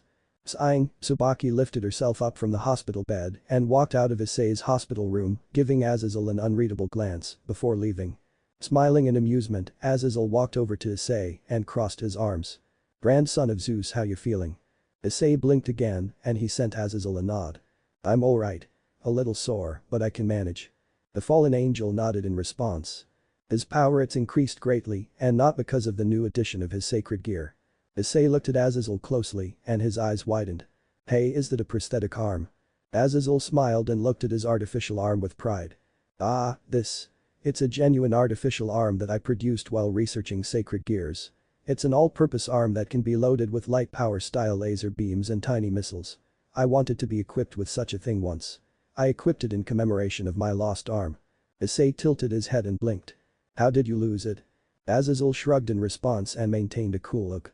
"During the battle at your school, I had fought a member of the old Satan faction and I had no choice but to cut off my arm to ensure my survival. It was hasty, but I had no choice." Isay looked on in fascination as Azazel's hand flew out, performing several rotations. Pausing, Azazel sent Isay a serious look. "Grandson of Zeus, the power exchange between you and Vali." Isay widened his eyes further and Azazel's eyes gained a serious edge to them. "It was catastrophic and unexpected to say the least. However, I also noticed that you didn't use each other's powers. I know the reason why Vali didn't use his newly acquired power. It's just like him, he refuses to use no one else's power but his own. But you, I'm a little surprised you didn't use Vali's power." Isay narrowed his eyes and looked down in thought. "Vali and our power exchange wasn't intended. It was entirely accidental and we both should have moved away at the start." He looked up at Azazel with a serious gaze. "The fight between Vali and we were completely even. The force behind our blows, punches, kicks were completely the same. If I were to create the dividing gear, it would have been pointless because Vali and I were already even to begin with." Azazel stared at Isay with an unreadable look on his face while Isay looked down on his bed. "As a sign of respect I won't use Vali's dividing power. It wouldn't be fair." "Humph. You sure are something, Isay Haidu. Regardless, it's beneficial to take in another dragon's power. The power you unintentionally took in should have been recorded into Drake's soul. And the same goes for Albion when Vali took in your power." Isay gained a saddened look in his eyes. Azazel's eyes softened. "It is because of your heritage that you were able to stabilize the mighty power of the Welsh dragon. You've already shown the same level of mastery and balance breaker as Vali. Now the only thing is if you truly wanted to, with harsh training, you should be able to use the power of the divine dividing." Isay looked up at the fallen angel in surprise and then he looked away. "Isay." Both Azazel and Isay looked up to see Hiromi Haidu rushing inside the hospital room to hug her son tightly. Isay winced as he felt his body crushing from his mother's hold. Mom." "Isay, I was so worried about you." "Humph, such a overprotective mother." Hiromi ceased in hugging her son and turned around to glare at Azazel, who wisely covered his mouth and sprinted out of the hospital room.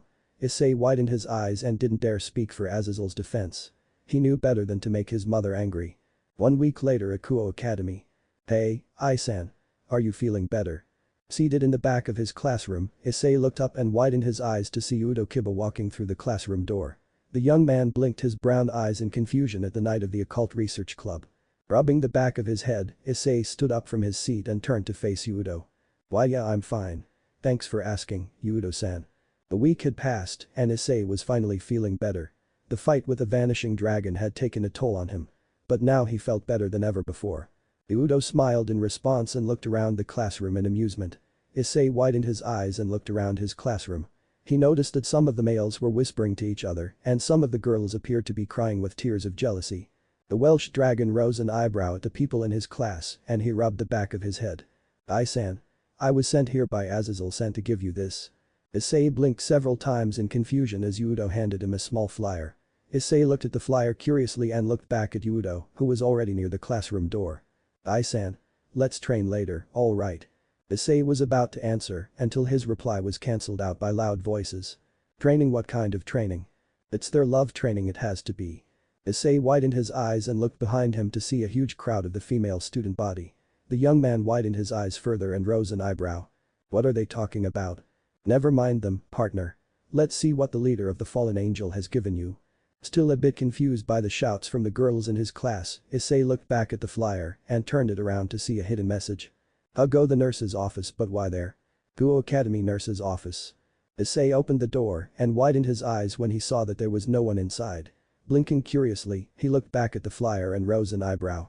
Why did Azazel want me to go into the nurse's office? There's no one around here.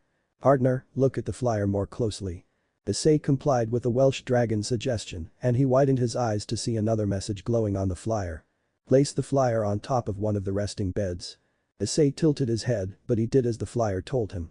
Putting the flyer gently on the bed, Isay stood back, waiting to see what would happen next. Tilting his head, Isay rubbed the back of his head. So what's supposed to He cut himself off when a bright purplish light emitted from out of the flyer, forming into a silhouette. Isay covered his eyes in order to shield himself from the bright light. Sensing the light fading away, Isay tentatively opened his eyes and his eyes widened as he gained a look of absolute shock and horror. Sitting on top of the bed was an extremely voluptuous beauty. She had indigo blue hair and light brown eyes, dressed in a nurse jacket and lace-trimmed thigh-highs. Isay wouldn't have been so shocked if it hadn't been for the fact that the woman's outfit was very revealing. For instance, the nurse jacket was open, only covering part of the woman's ample-sized SA garter belt was also noticeable on the woman's stomach and the woman wasn't wearing any footwear. Isay backed away and covered his eyes when he noticed that there was a stethoscope that was placed between the woman's ample bosom and all the way down to her. Isay backed away again, almost tripping over some items on the floor. The young man tried to block the immodestly dressed woman out of his thoughts. The woman appeared to be in her mid-20s, so it was apparent that she was already much older than Isay. The slender figure and bountiful ass she possessed were more than enough to convince Isay that she took great care of herself. But what stood out to Isay more was just one thing that was so shocking to him. The large pair of crow-like wings jutted out from the woman's back, fluttering ever so often. Isay backed away again, making sure not to trip on anything. The fallen angel. This was what Azazel sent him. Why would the fallen angel do this to him? Isay, as far as he was concerned, was a good person. Why was this happening to him? Very interesting. The cup size looks like a K. Very impressive, Azazel. Hey, what are you talking about? Oh, don't mind me, partner. I was merely observing the bust line, waistline, and hips of this fallen angel in front of you. Nothing to worry about. What do you mean there's nothing to worry about and why are you doing that anyway? Remember I told you that some of previous hosts were able to attract the opposite sex. Yeah. Well, the fact is that some of my hosts never actually spoke to me as much as you do. So since there was nothing else to do, I studied the measurements of the women my hosts bedded with. What kind of sick dragon are you? Don't judge me, partner. Isay-sama. Isay cancelled his conversation with the Welsh dragon and before he knew it, the female fallen angel was right in front of him. Much to Isay's horror and shock, he felt the fallen angel's enormous bust, trapping him entirely. Isay flailed about as he struggled to escape the confines of the woman's large bust. Isay's mind. Greg rose his head as he watched his host being smothered by the fallen angel's assets. He chuckled in amusement as he noticed the fallen angel holding a great pleasurable gaze as she suffocated Isay with her marshmallows. Humph. So this is what marshmallow hell is. Azazel sure had a strange way of compensating Isay. Thanks for watching my video. Don't forget to like, share, subscribe and comment below your favorite part. Don't forget to support author and his story, link in the description. Sayonara, see you in the next video.